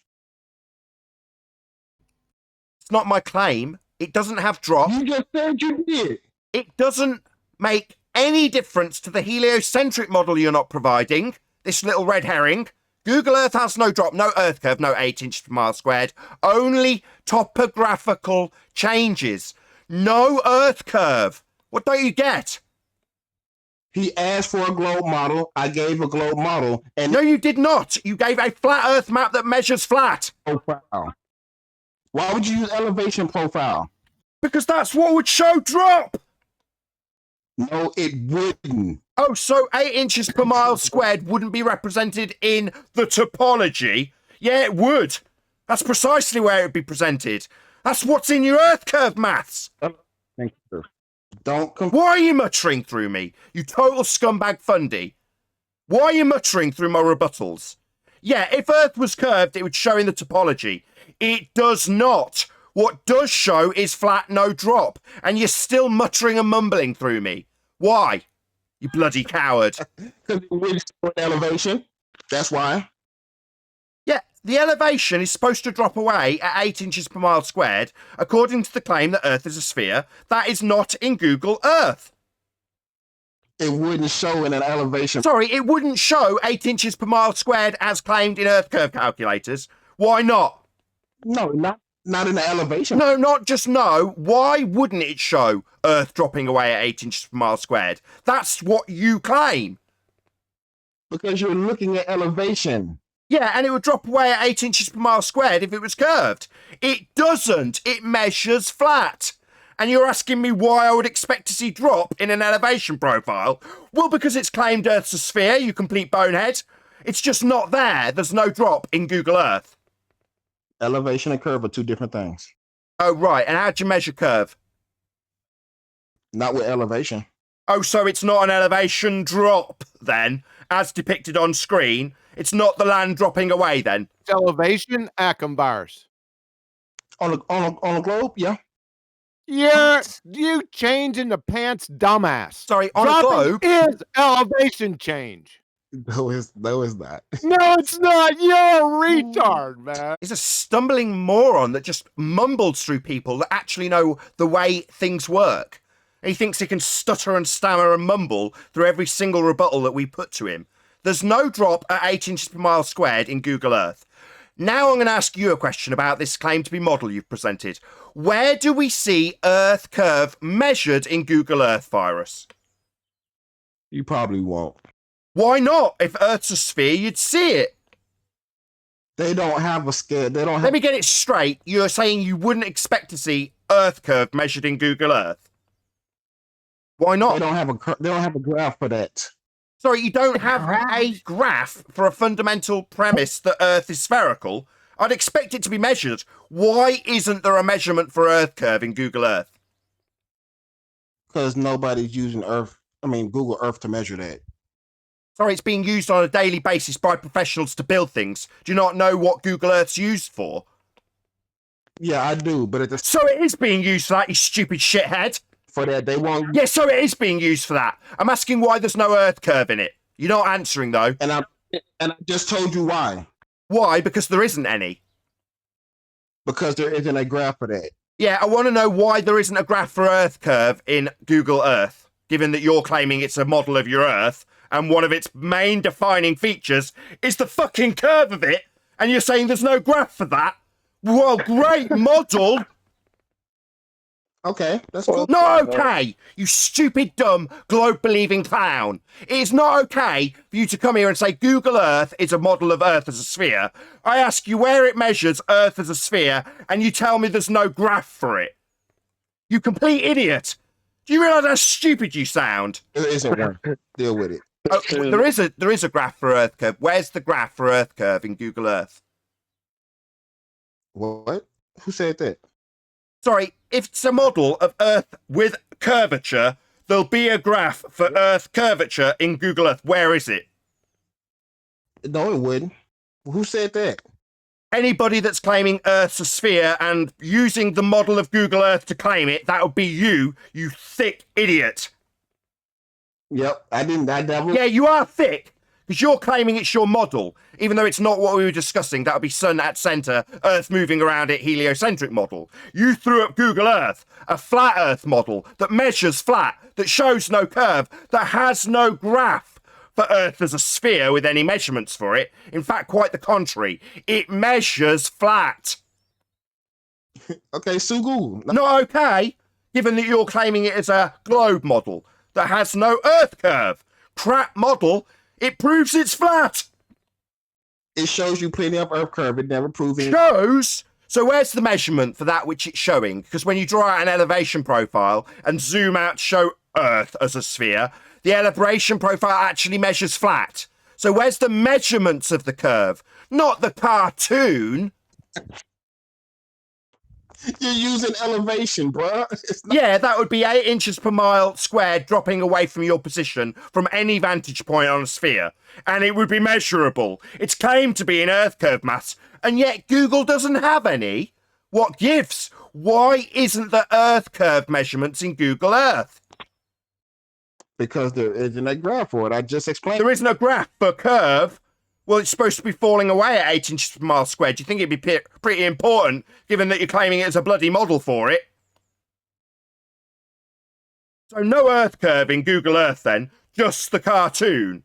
And when you actually go to get any measurements used by professionals on a daily basis, it measures flat. No drop, no curve. It doesn't measure flat. It does. Draw out any elevation profile you like over any distance. It is flat. The only difference is topology changes. The elevation is only down to the land, carefully and accurately measured out and used by professionals. It's flat. Don't confuse elevation and curve. Sorry, where do I measure the curve in Google Earth then? Oh. I'm confusing them. Where do I see the measured curve in Google Earth? He thinks elevation drop is not curve. He doesn't equate the two. So you think elevation is curve? Yeah, that's a topology change, a drop at 8 inches per mile squared. I've told you about 10 times. Yes, that's a topology change. Yeah, don't confuse elevation and curve, please. Where do I see measured curve in Google Earth? They don't have a graph for it, right? He's not following this, Nathan. He doesn't understand that drop is elevation change. He doesn't understand. You ain't gonna get any further with this retard. But that's why he's not saying drop. He's just saying elevation and curve. He's not even saying drop. Can you define drop, purposely trying to do Ackenbars, that. and place the citation here, please? Okay, Let's see what you wanna know drop what means. drop is? Okay. Yeah, let's see what drop means. Go ahead. Y'all, you want me to actually get one, like a definition? No, Tell you listen, what it listen, means. Crayon Muncher. Define drop and put the citation right here in live stream. Uh, Do you understand that? Can you do that? no, I don't understand You none of it. Give me- changing the pants, not leaving them, idiot. Go define it. Do it. You're not coming off mute until you do.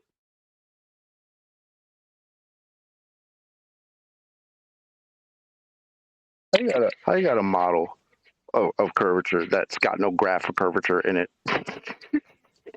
No, but this And you was think- this was a red herring because it was two things happening. You asked him for the model, that's the heliocentric model or the universe model or whatever they would have. He's not going to answer for that. But I wish he would have.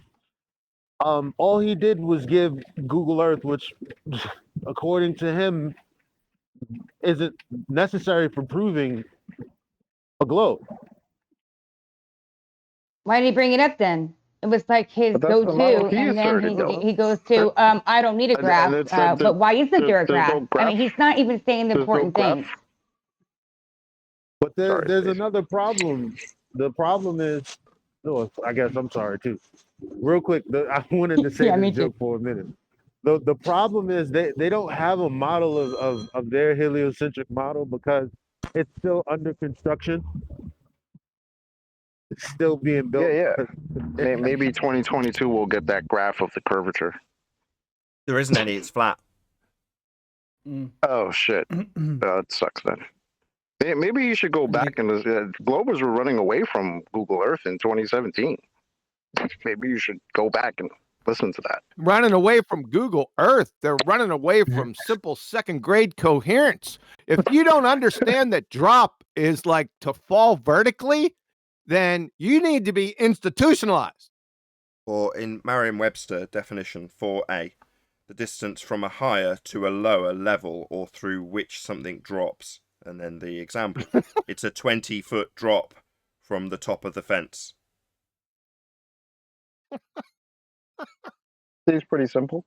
Yeah, seems pretty measurable, but no graph for it. Yeah, Yep. but the graph that is there, that's elevation profile, shows it's flat. Uh-oh, from But it things for Oxford, elevation inside Master B. from Oxford, it says drop to let or make something fall vertically. So Yeah. So just to summarize, Brian, go ahead before I summarize, actually. Go ahead. What were you just saying? I was just saying I put in two things, one from National Geographic and another a diagram on elevation in Master B. That's all. Okay, let's get that up. But in conclusion, if there was drop, it would be measurable.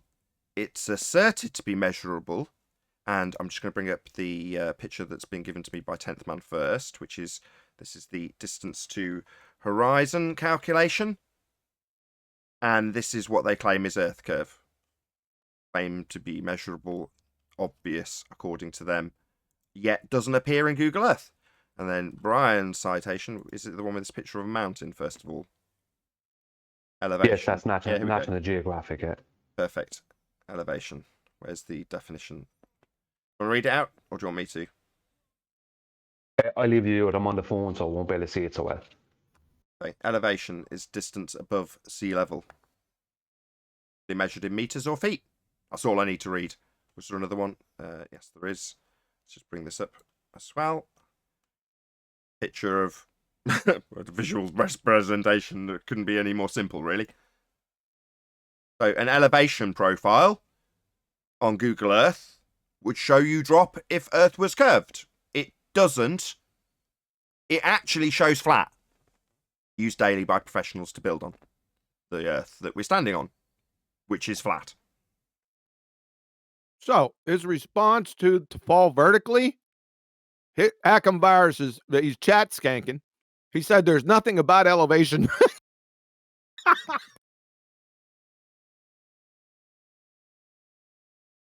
Nothing about elevation that says what? It doesn't say anything about elevation, is what he said.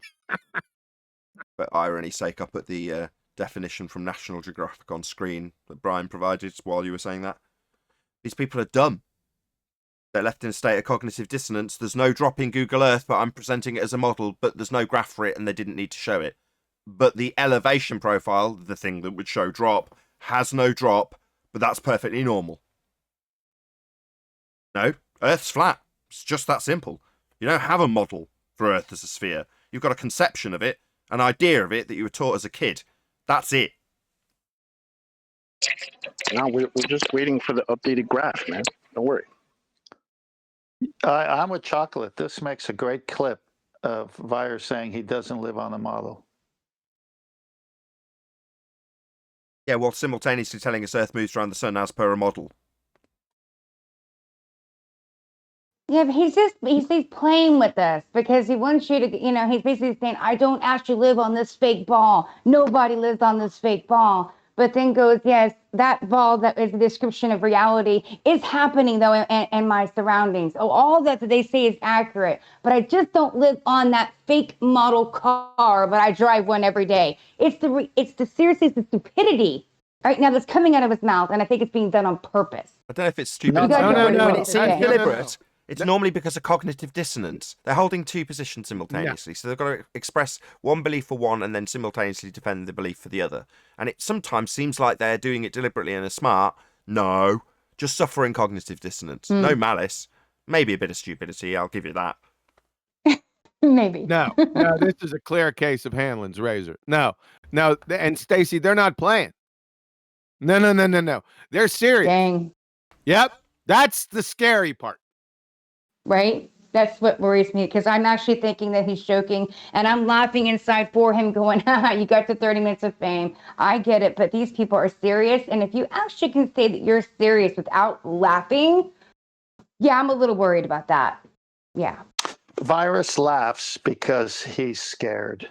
Yeah, it's pain. You're right. Spot on. Took the words out of my mouth, Tent. Well, remember what I said about us not having to educate people about flat Earth. What they need to be educated on is what they think they live on, the globe, right? So this is why he says the things he says, because when we ask him, oh, well, what about the Big Bang? I don't believe in that. So what do you think is going on up there? I never made any claims. Like, he doesn't make any claims that any of the mainstream makes. So you can't pin him on anything. But yeah, he believes them all and will reaffirm them through existence while simultaneously saying we don't live on a model. But here's the way I see the world. It's exactly like this model. With that, I'm going to say a huge, massive, enormous thank you to both Discord and G+ panels for making today's after show possible. With my camera working this time. Of course, a massive thank you to all of you in either Nathan Oakley 1980 or Nathan Oakley premiering streams for hopefully smashing the super chat, liking, commenting, sharing, subscribing, and all that good stuff. Also, link below this video, you can get £50 for swapping your UK electricity supplier to Octopus Energy. I've been Nathan Oakley, and I'll see you all in the next video.